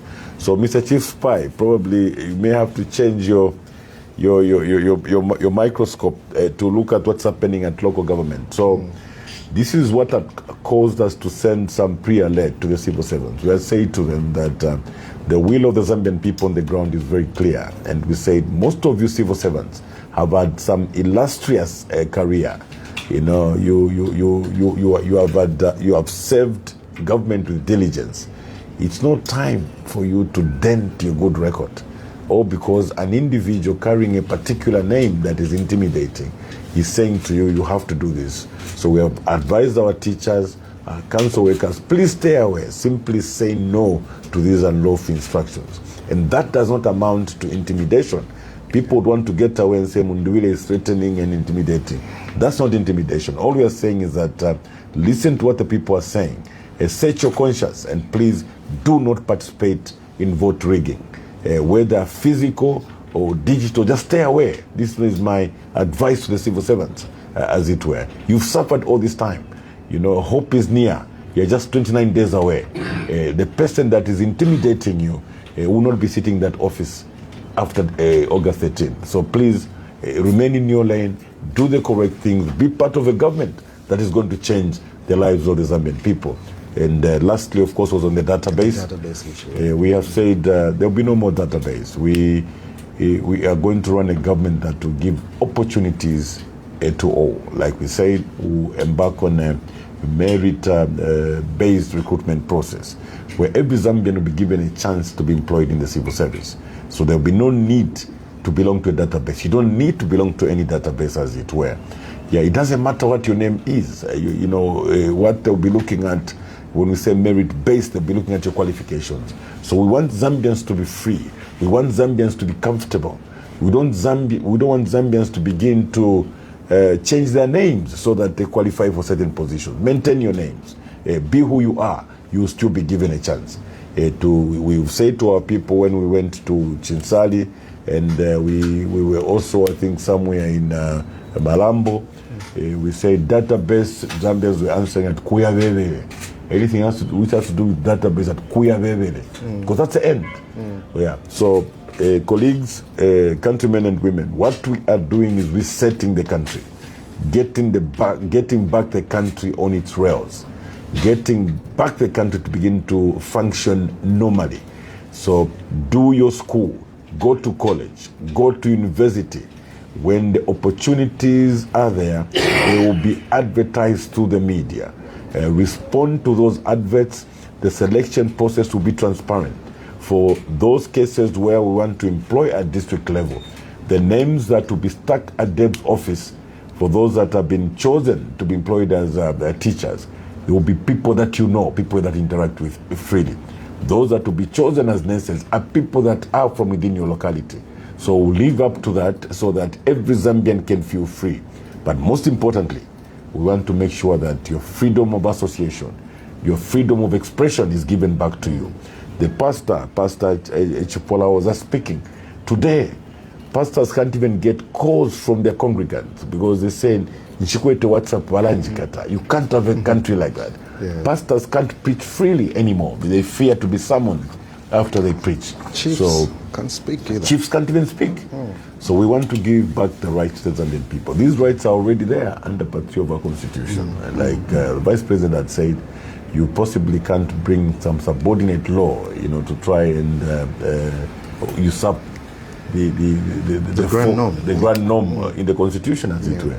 So what we are doing is simply resetting the country and taking it back to normal, where when you see a policeman come to your house, you actually come out comfortably because you feel safe.